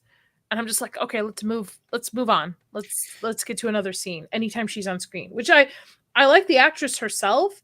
I just don't know why they're doing this with this character. Yeah, it especially with the scene too, because when she says, I'll paraphrase. She's like basically like, babes die, so why should I really care? And I'm like, dude, your son was decapitated. Like you should care. Like you show some sort of emotion Remorse. behind it. I but mean, yeah, sorry, go ahead. no, it's just I don't know. It was definitely odd. It definitely felt like the scene was cold from her character, and then the way she interacts with her mother here, and you can see again from Allison's perspective, like she has some grief that she's withheld, this sin, this guilt that she's trying to look for forgiveness of, and she gets Helena's forgiveness, but I don't know. It's just not. I don't think it's like reciprocated from her. Like she just again is very cold in this scene, and I know that's not really foretold in the book, but I don't know. I think it's just an interesting thing for them to write for the purpose of this show to include. Like I don't know if this scene was really needed at all, to be honest. I would have rather had this whole scene be cut and use the screen time for, again, like the battle at the beginning. Just as an example, but that's just my take. I That would agree. have been better. Yeah, exactly, That would've been Horacio. better. So That would have been better. All right, we have Aegon back on. In Aegon the Conqueror's armor. That's what I picked up as. Is this? What's up, Clubby? Yeah. Yeah. I liked it. I liked it. I like the armor. Just saying, if Henry Cavill plays Aegon the Conqueror, like they're gonna have to like redo that whole suit because he's a lot bigger than Tom is. So they didn't make that armor jacked. I nerd out every time they talk about Aegon the Conqueror because I know they're working on that show right now, and I just cannot wait for it. It's like the sprinkles. Because that armor set looks fucking sick. Yeah, it looks cool on Tom here, but just he's not. He's just, I don't know, like he doesn't have that same sort of stature that, again, if you would see like someone like Henry Cavill, portray that role, you're just going to be like, that's badass, right? Like. Exactly. Yeah. Like he looks goofy in the armor.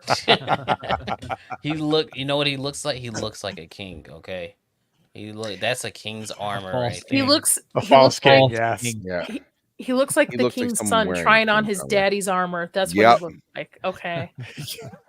You know what? All All I hear is treachery and treason and Daddy, can I heresy. try on your armor? Like, are all the Targaryens built this slender looking? Like, all the men are Yes. very, like, I guess, I don't know, maybe because they got to be tiny for dragon Dainty. riding. I don't know.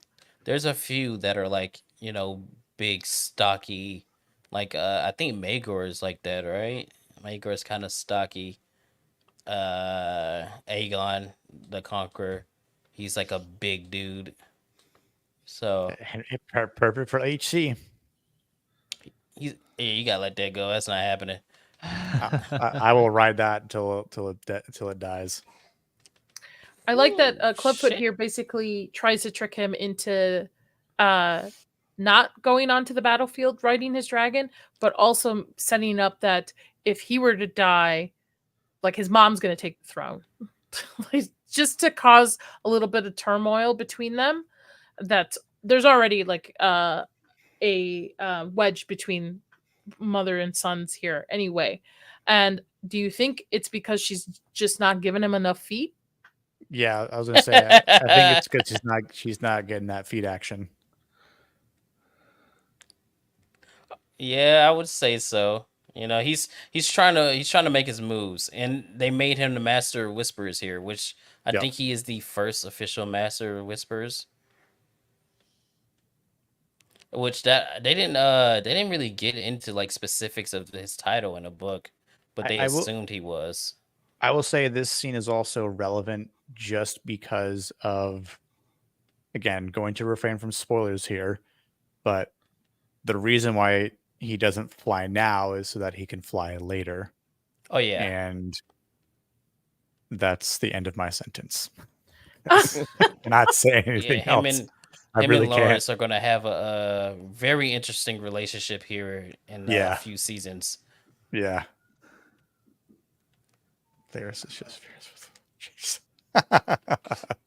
I would say maybe no, they couldn't do that next season. I also think in this 3? scene here, Aegon's realizing that he doesn't have real soldiers or real knights protecting him. Like, I know there's the brothel scene coming up, but the fact that he's like, hey, you're sworn to chastity now, and these two are like, yeah, sure, my grace, and he just gives him a look like, hey, I'll kill you guys in a sense if you don't straighten out. Yeah, I love he this. goes the opposite, which is kind of funny. Just kind of shows you what kind of young man he is. It's not. I'm just saying it's not king material. I don't think the rightful ruler of the throne would do something like that. I think they would honor the king's guards, motto. Or have really good knights to, actual knights to play, Well, these roles instead yeah, of when you buddies. you got Yawn. a crappy hand too, Yeah. Yawn. That's all. Speaking of which, let's see. Who won this round so far? We've got Team Black at 48%, Team Green at 7%, and Cole should fire his hairstylist at 44%. We've got 154 people watching. Those over on X, please make sure you come over to YouTube, subscribe to the channel. We go live after every episode for this season. So come on over and give us a like and share the stream. All right. Come to YouTube or you go to a Seattle Pride parade. Come hither too. Come hither. Thou X-Watchers. Now, this I thought was very interesting. This actually made me want to read the books a little bit more because of this character.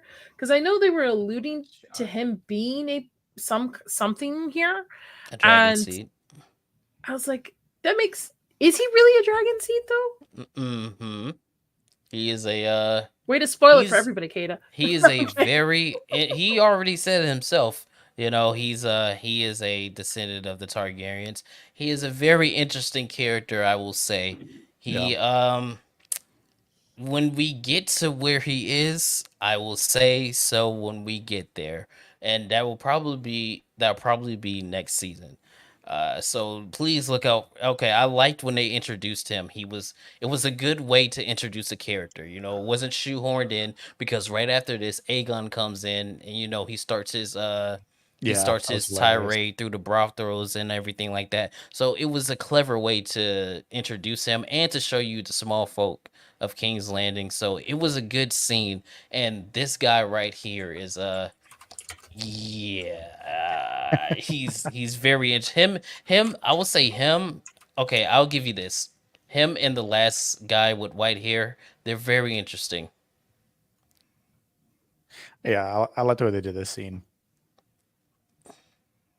Yeah, this scene particularly made me want to really read the books here for this scene, because I'm like, who the fuck? Because I've read 5 pages of the book so far, so the fact that he said he's a descendant of is it Balerion, Daemon's brother, Balon. Thank you. I was like, wait a minute, I know that name. I was like, oh. Okay, this is getting interesting. This is it's not the Balon you're thinking of, but it's not. Damn, no. Never mind. Okay, I thought it was interesting. I guess not. He's still interesting. I'll tell you.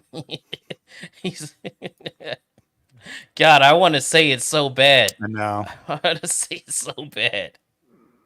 He basically pledges to Rhaenyra as Aemon is walking in. Which was like, oh man, is this guy about to get killed because they? Yeah, but he didn't hear him.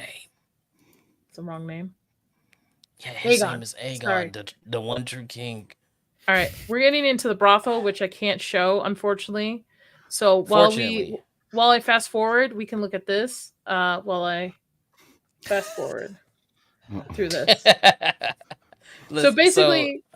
How often does he stay in the fetal position, like every day? Like, you know what I'm saying? Like, how often is he just like, all right, well, I went to my one meeting, so now I'm just gonna like go to my would-be mother, crank one out, and I don't even know if he cranks one out.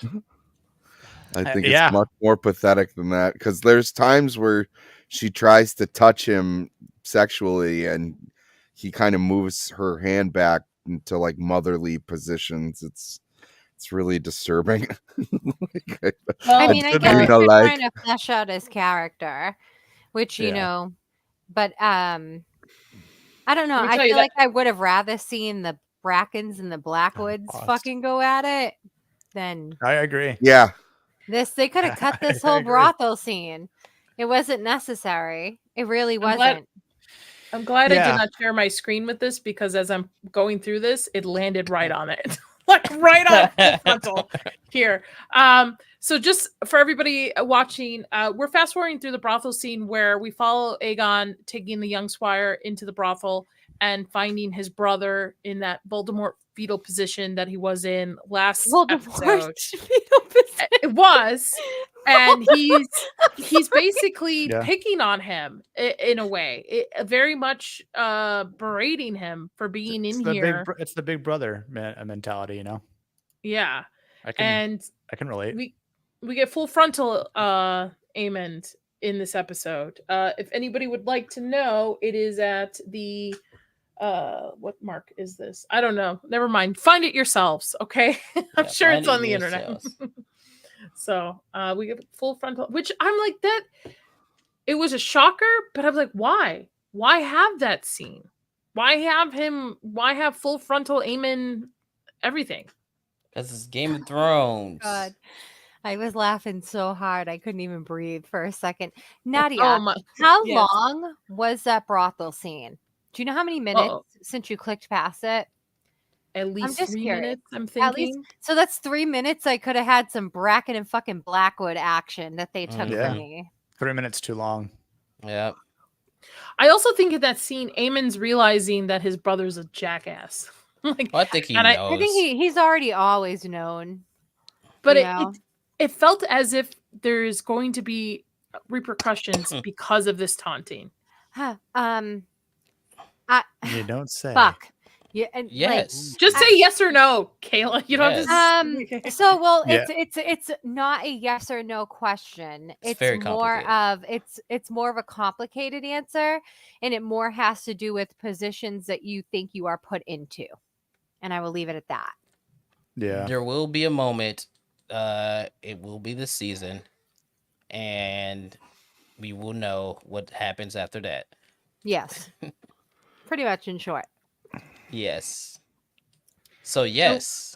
So yes. I did. Okay. Before you skip past that, I like the switch. Like you saw how he was really vulnerable in that position, and he was like, just being real calm or whatever. And then they walked in, and he switched immediately. Like when he stood up, he switched into that Aemon that y'all see walking around. Like he had the swag walk, and he was doing all Yeah. that. Like he switched as soon as his brother was done. Being a dickhead, because that's what brothers do to each other. So.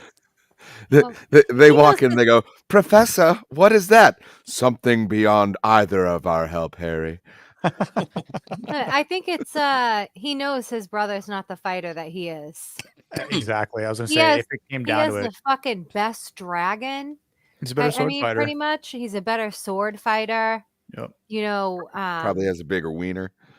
I don't want to know any of this stuff. I don't need to see and not. I mean, Aemon's pretty well endowed. I'm not gonna lie. When I It saw was it, I was like like, a full-on fellatio going on that they showed on HBO. Yeah. Okay, that was Yeah. crazy. That was fuck? crazy. I was like, okay, golly, man. We went from she's- not seeing anything to seeing that, and I was like, And it's like, okay, can we at Okey-dokes. least get some? Can we get some titties too? At least. Yeah, Shit, that's what I'm saying. it's there was ridiculous. enough titties Titty. in Game of Thrones. They're like, let's switch it up in House of Dragon. I mean, I just I that's- didn't expect the first thing we open a curtain and see a blowjob. yeah, I know. We can't see like the Brackens and the Blackwoods stabbing each other to death. That guy's like, "Can we take two? Yeah, It went good, but can we run it again? I don't think we got it." There's a little lip there. I Can mean, we do it again real I quick? don't think in Game of Thrones they ever showed anything to that. I mean, there was No. some shit, but never like a full. And even yeah, in I know. later in the seasons for Game of Thrones, they kind of cut back on it. Yeah. Yeah. First Well, couple I know- seasons, they Speaking went of the ham. burning mill, I don't know why they would call this episode the burning mill and not show the battle of the burning mill. Okay, know. it's aggravating me. It really is. They could have called it anything else. I'm very confused unless it's just like to show the time. Like I said, if I went through all of the events that happened, so like that would be the first event. So it's like the Battle of Mhm. Burning Mill. This is after Shipbreaker Bay. Taking of Stonehenge would be next. The Sack of Duskendale, Battle at Rook's Rest, and then the Sowing of the Dragon Seeds. That's all the events that happen in 129 AC. You know what I was waiting for was when they asked about what happened between the two houses. I was waiting for a flashback to show how it started and kind of went down. Again, like a little bit of a montage, 20, 30 seconds, something along those lines. That really They showed something like that in the first season. They had them going at each other, and one of them killed the other in the throne room when they were when they were doing the again trying to get the hand for Rhaenyra. yeah. That's who those people were. Yeah, and again, just would have been nice. But Yeah, it now would we have been have nice. Rothstein. It would have been nice. And so we get 30 Yes. seconds of fellatio and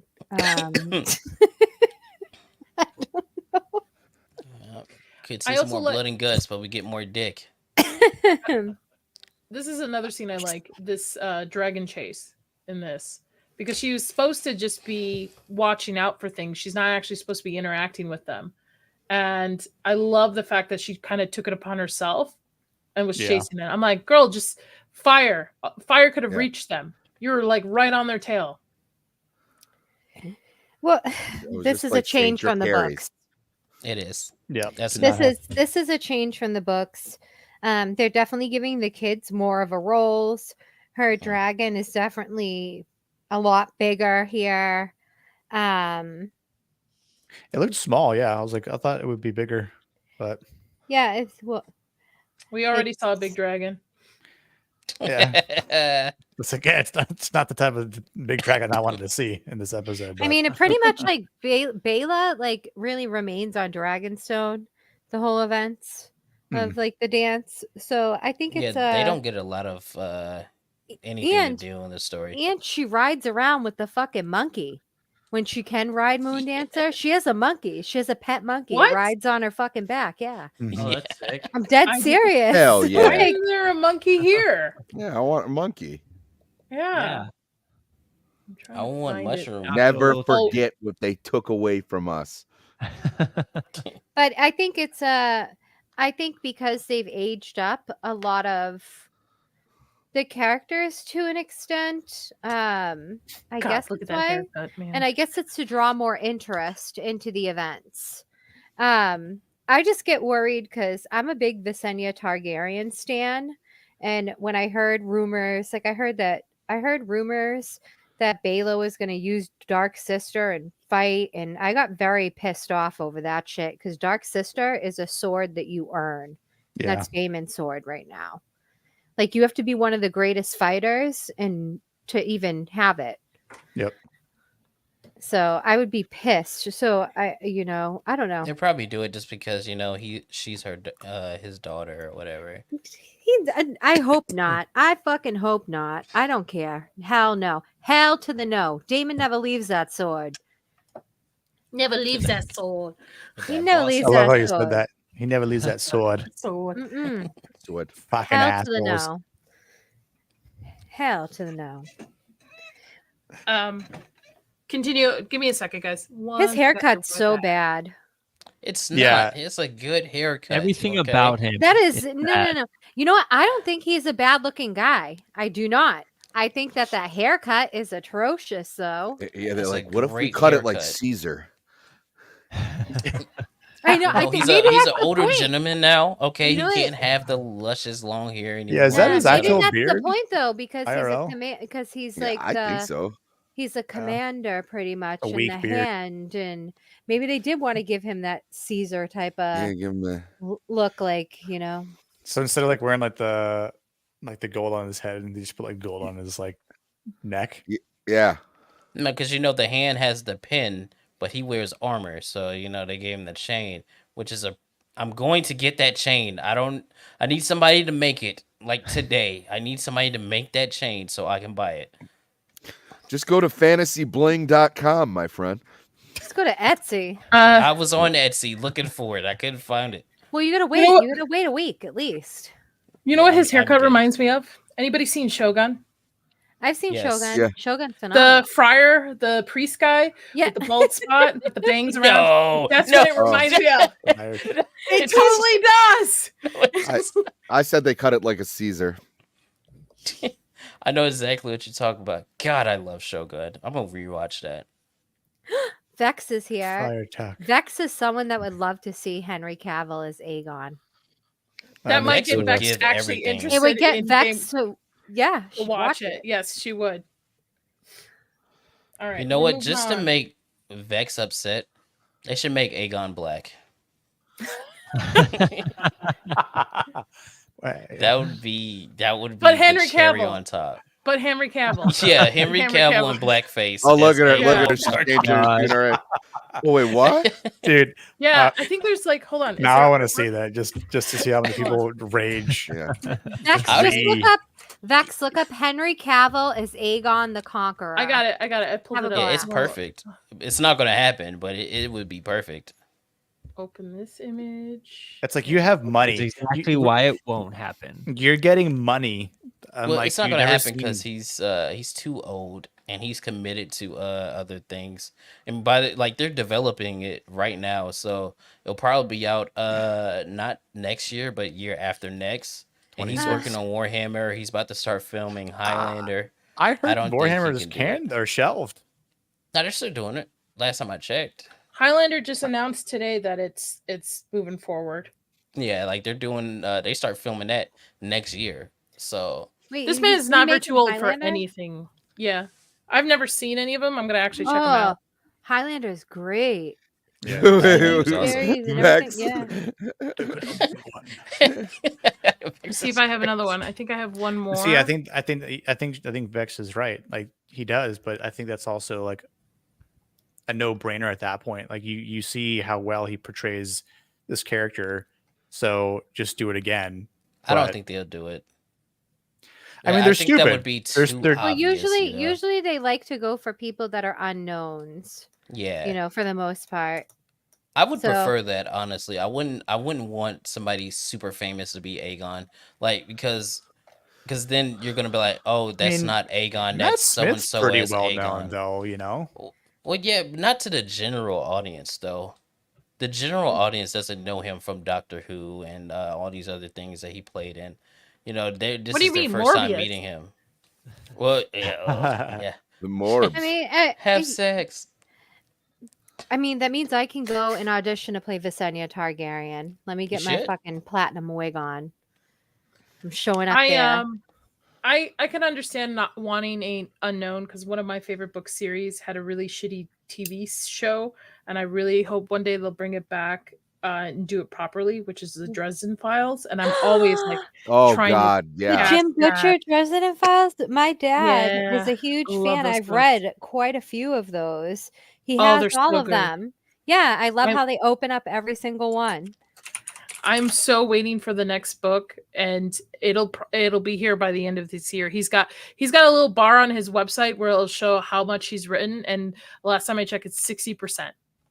Take that, Girl Harry Martin. Dresden. Yeah. Yep. Man, you should take notes. You fat Yeah. old man. Listen, we cannot disrespect George R.R. Martin. We do not. No, we can't do this. I need my I fucking can book. when he's saying he's gonna be helping develop Elden Ring movies and TV shows and not writing his damn book. Honestly, I think So, that he's just giving them his unused work. Back to the That's what show for a second. Has Damon always had like visions in the books as well? No. Okay. No.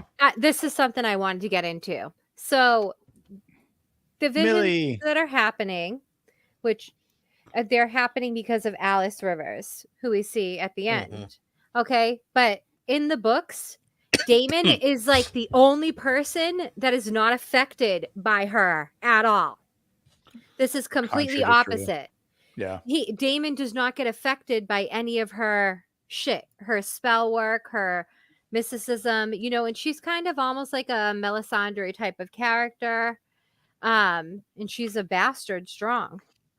So she's She's integral to some shit that happens later too. yes, Yep. absolutely. And she has visions of the future, a lot that are accurate. She can see things in like clouds and water and fire and a whole bunch of stuff.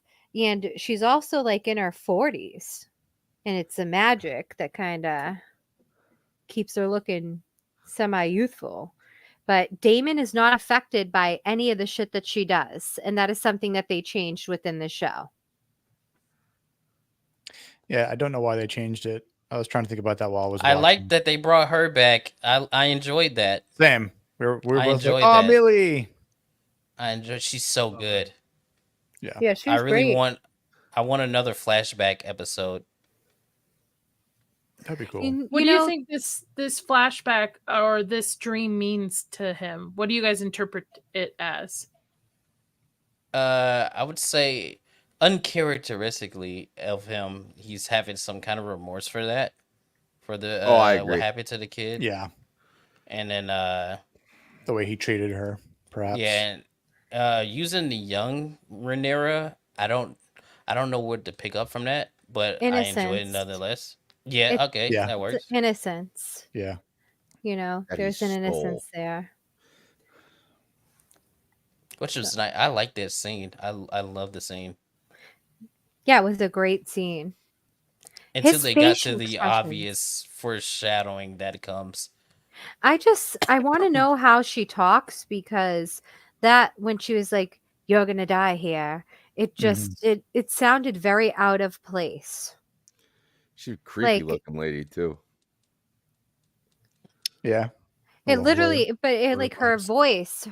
voice though, like sounded just way out of place for Westeros. You know, the way that she said it. So I don't know. Yeah, okay. See, yeah, she's always right. She's always right. I want to be like you when I grew up. So Oh god. Rhaenyra at this point is I'm moving through it. Don't worry. Yeah, She- more white worm. Trying to get her to meet with Alicent is pretty much the end of this episode. Which I'm like, listen, I understand Oh my normal God. folk probably don't know what she looks like up close, but come on, nobody recognized her at all. That's the first thing. That's the Like- first thing I said when I got in the chat. I was like, "How many fucking Targaryens are gonna sneak into King's Landing at this point?" It was like, "Hey guys, do you recognize me?" All I Man. could think about was Yeah, Shane. hold on, Sammy. I'll join you. Hold on. Yeah. All right. Oh my god, who are you? Whoa. Yeah. I mean, it's something different than the cloak. You know, the cloak they always usually have them throw on. The Kermit cloak. It's Yeah. a fucking cloak. All of them wear. Everyone's had a chance to walk around and look inconspicuous with the cloak. Now she's dressed as a nun. I mean, I guess this is better than the cloak. I'm kind of into it. Hey, she was. What do What you did think the about kids the say? She sisters? was serving. She None was of the serving sisters face. recognize her. None of the sisters recognize her. None of them. Wait, which sister are you? Excuse me? Yeah. Like, wouldn't they know who Rhaenyra looks like though? If they're close with the royal family and she, Set this you know, I don't know. The crime cloak. That's exactly what it is. The crime Yeah. cloak. the crime cloak. I love it. As soon as Get it, she you're- throws that shit on, that Kermit is coming out. Jeez. And then we get this scene, which I really thought Alicent was going to redeem herself here. Oh, I did. And I also love the fact that they didn't just leave the Song of Ice and Fire story here just out of the blue. Like, as an audience, we know what it means, right? But I like that they actually closed the circle and had Rhaenyra tell Alicent, no, that's the story of the Promised King, Aegon the Conqueror, Promised Prince, Aegon the Conqueror, and Alicent realizing that she made a mistake and still being a cunt. There was Well, no at that mistake. point, it's like, what can you do? She That's says true. to be like conqueror. Yeah, like as soon as she said that, she's like, "Oh fuck, I fucked up." But then at that point, it's like you can't come back from what you've done. It's too far gone. You've already put him on the throne. There's already been deaths on both sides, like major deaths. There's no coming back from it. And if she was to go to them and I say, you mean- know what, I made a mistake, Rhaenyra is the rightful queen on the throne, they would have killed her. Yeah, they wouldn't listen to her anyway because she's a woman. Well, her kids ain't going to listen to her in general. You know, if you Yeah. kind of look, her But- situation with her son, it's kind of like Cersei and Joffrey in an aspect, her and Aegon. You What know, if she where was this- Cersei thought she had all this control of Joffrey, she thought she had all this control of her son, and she doesn't. What if she played a what do they call it? A spy. Well, for On Team what? Since she Black, doesn't love her ooh. kids anyway, so it's like fuck her kids, right? So I'll spy. We see and- that's I think she loves her kids. She just doesn't know how to express it because of how she was raised by Otto Hightower. Yeah, the worst father in the world. The worst In the- father and the smartest man. But I think in the event, if you're going to try to avoid shedding more bloodshed, right, and you do see a redeeming path here, because she's on this whole path of guilt and seeking forgiveness, right? Knowing that you just heard the truth from Viserys's lips, explained to her face to face from Rhaenyra, and realizing again, I don't think it really sunk in so that she could really, contemplate that what was happening here. I don't want to say that like all hope is lost, that things couldn't be averted. It would obviously take a lot of planning, and then again, like you have to try and play both sides even more now. But I don't know. Like I wouldn't have put the possibility completely, out the window. Maybe a very low percentage that they could have done something, but obviously, we know it doesn't go there, so it's kind of a moot point talking about it, I guess. It was still a great scene, though. It was still a really great scene. I mean, listen, we know what happens, so it's sort of like It's still a great scene. I'm very glad oh, that they 100%. I love acknowledged the it. scene. Like It's the if they best scene. didn't, I was gonna be so annoyed if they did acknowledge it. Like if they didn't acknowledge the Song of Ice and Fire and Viserys telling Rhaenyra the Aegon's dream and everything. If they didn't acknowledge that, I would have been so fucking annoyed because I'm like, that's something that people were like, you're right there, just say it. Like Yeah. even if she believes you or not, you have to say it. Like so that you have this out in the open, so nobody can criticize the show and say, well, there was the one time where she was there with her and she could have just told him and blah blah blah, but she did that, and that was pretty good. Yeah. I mean, the other thing that she could have brought up too, Rhaenyra could have been like, I have a son named Aegon too. That would have Bitch. been good too. I would have been That's like, another point. yeah, you know who Aegon the Conqueror is? And this, and also, I have a son named Aegon too. You started this shit, bitch. Yeah. Because you're But if it's dumb. my son that's the prince that was promised, not your stupid son. Well, I also God. don't think Alicent really cares that her son. Again, I don't think it matters if it's Aegon or Aemond on the throne. It's Nope. it's just about dignity and honor. I don't think she Absolutely. really cares either one, and yeah, I can't stand her. But that's a good thing that I can't stand her because I have no women like her in real life. The face she made though when she said he said he was the prince that was promised was She was- such a That great WTF. face. Yeah. She was like, what the fuck? Like Excuse you, me?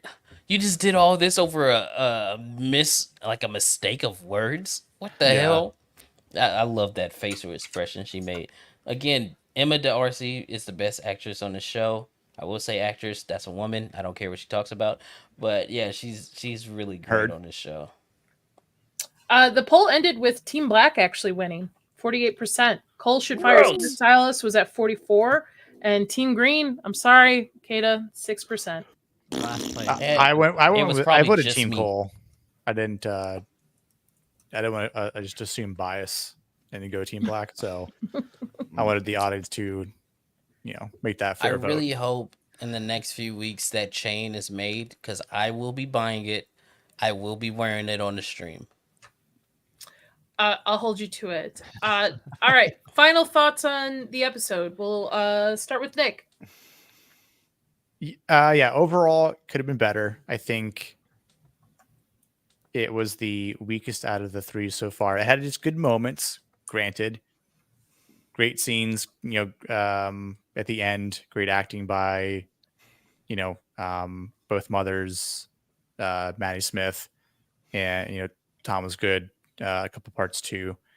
You disliked the dongs in the episode, not enough fighting, too much teasing of fighting and battles, and a misleading title as well. I don't like that after the fact.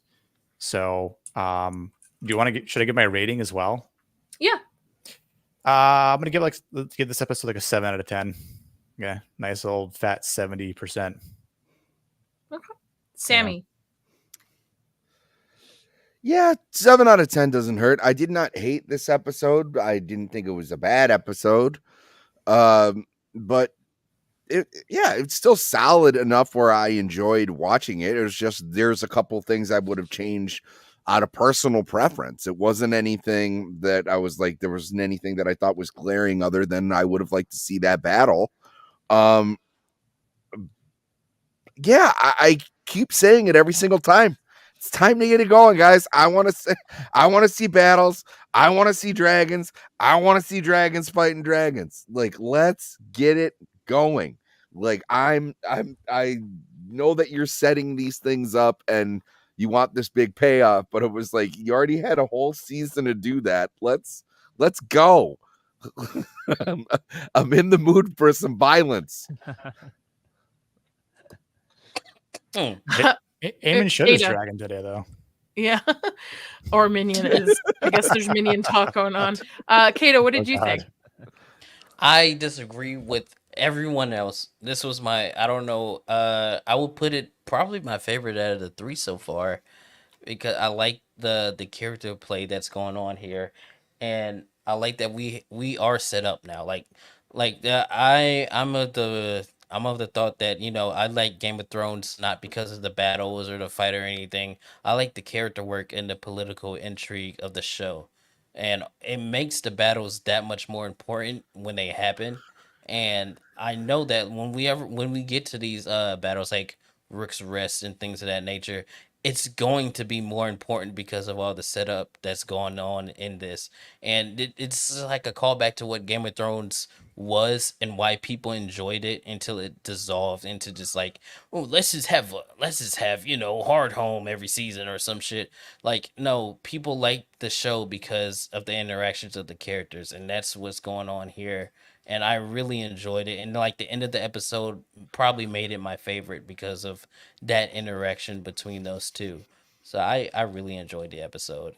But I do wish we did get the Battle of the Burning Mill. That would have been, it didn't have to be long. It didn't have to be long at all.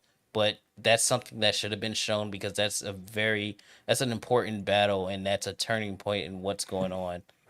So it should have been shown. But nonetheless, it was a good episode. Kayla, how about you? I enjoyed the episode. I'm just waiting for the next one. That's where my mind is at right now. I'm like on to the next one, because the next one is where I know there's going to be some action. I think they have done enough character building within these 3 episodes. Yeah, I don't know. I want to rewatch it one more time before I give it a rating. So, but my rating's going to be probably between a 7 and an 8.5. It's going to be in that range. So there are some interesting changes that they made from the book, I think. And I'm really enjoying them flesh out the characters, because when you read this book, there's not much dialogue. So I do enjoy seeing that. Yeah, I'm just waiting for the next one. That's where I'm like, episode 4. Because it's going to be good. I know episode 4 is going to be like real good. And it's going to be fucking phenomenal. I feel it in my soul. I feel it in my soul. Did you guys watch the trailer for next week or no? Yeah, I did. Okay. I don't trust these trailers, because I really thought we were going to battle this episode, and we did not. So, Austin, how about you? I definitely thought this was the weakest out of all of them. This season, it was definitely pretty slow for me. One thing that did stand out to me was the cinematography. Like there was one shot where we were talking where we were following. I think it was a bar. I think he cut out. Yeah, he just got. He's He's on about what were you saying? He's back. Okay, there you go. Can't hear you. yeah, again? all of that. And a bag of chips. Well, the cinematography was really good in one scene. It reminded me of like a Scorsese shot, like following him in, but everything kind of fell weak for the most part. But I give it like a 73, I think. Okay. Huh? Very cool. As for myself, I probably give this honestly a 5 out of 10. Mostly because I want a little bit more action. I feel we have had just episodes of setup after setup and political back and forth. And I just want to see some dragons burn some stuff. So Yeah. I want to see somebody die. I want to move along the Dance of Dragons. So hopefully I'm going to hold Kayla to it. The next episode we get something. Yeah. I want to thank my panel for joining us today. Joining us, like there's two of me. Joining me today for the second anniversary of Inside All Day and this episode. I'm going to go around, let everybody plug themselves, and then we'll get out of here. Austin and Nick. Nick, I'll let you go first, and then Austin, where people can find you. Yeah, you can find us on X or Twitter, whatever your preference is, at Plot Strikes Back. We'll be doing some throwback movies soon on Independence Day because we're hitting Independence Day and momentarily. We've got a review come up on Furiosa since I've been super lazy in watching it, and Austin hates me for it. And I think we're going to have Sammy on soon to talk about Batman for the 35th anniversary. So we're on all the major platforms for podcasts, Apple, Spotify, Amazon, all that kind of stuff. And we do plan on uploading some more YouTube content. So I'll plug that in the coming weeks. A lot of plugging since it is last Save June. All right, Austin, I'll let you go. Yeah, just to piggyback on what Nick said. Yeah, we are gonna do some cool stuff coming up. I do hate him for not seeing Furiosa yet, but we'll get to that. I haven't seen it either, so just it's okay. Nick gets no slack. But definitely gonna be more active with YouTube coming up too. And find us on Apple Podcast and reach out to us on X if there's any movies you want to see or hear about. So yeah. Very cool. Kaida. Yes, I am on X or Twitter. Call it Twitter, man. Don't call it X. I'm on Twitter a lot if you want to see some common sense takes that somehow are spicy. I'm going to be doing more YouTube and streaming on YouTube and Twitch. After the summer, I'm just spending the summer with my son and family, so I'm not doing a lot of uploading. But once that's over, I will be uploading a lot more. And yeah, I will be wherever. Just look on Twitter. There's no telling where I'll be at, man, because I'll be all over the place. Very cool. All right. And Kayla, which, by the way, Kayla, you're welcome to come back every week if you'd like, depending on your schedule. Oh, all right. That's cool. Thank you. I appreciate that so much. I love talking about this shit. I do. I'll add you to our group chat so that you are aware of it. But go ahead. Let people know where they can find you. You can find me on Twitter or X at Comics and Cleave. So I'm kind of just like wherever on YouTube. I don't have my own channel. I stream with my friends or with my associates pretty much. I do stream regularly on Akba on Monday nights on Joe M. Sontag's channel. And I also am the writer of a story for a supplemental book for his comic book, Reaper Destroyer, which is available on Indiegogo. So, yeah, that's about it. Very cool. Sammy, last but not least. Hi, I'm Sammy Threepeat. You can catch me on Twitter. You can go on my YouTube channel, which is also Sammy Threepeat. I did just release my first video. I think last week or the week before. It was just a kind of a love letter to the Superman Fleischer cartoons. And I'm currently working on the script of my second video. But other than that, you can usually find me on Diabolical Souls animation block. and then right back here on Sunday nights for Hot D. And then every now and then I'll jump on some other buddies' streams, but yeah, I'm gonna start dialing it back a little bit, working on some other things. Been getting my page up, trying to get back into some voiceover work. So almost like I told you so, but it's okay. I'm listening to your advice. I'm tired. As for myself, I will be on Canoli's Sasquatch's stream MMM where we're reviewing Velocipaster, which I don't What? Yes. Cinematic don't masterpiece. recommend. I don't recommend. Inside All Day will continue with bi-weekly Carnival rewatch streams that I have a really good panel with that, with Vex for the sake of comics and Shagsworth, and sometimes Danny from Comics and Cosmetics. Hot D every Sunday here. We go live right after the episode. My other channel, which is Horror with Nads, I cover all horror movies. I just did a breakdown of The Quiet Place Day 1. And I drop a new segment on everything horror every Tuesday. So go ahead and check that out. Everybody's links is in the description below. Please subscribe to everybody on this panel. They're wonderful creators. Please go check them out. And until next time, everybody enjoy your Sunday. Bye. Cheers, everyone.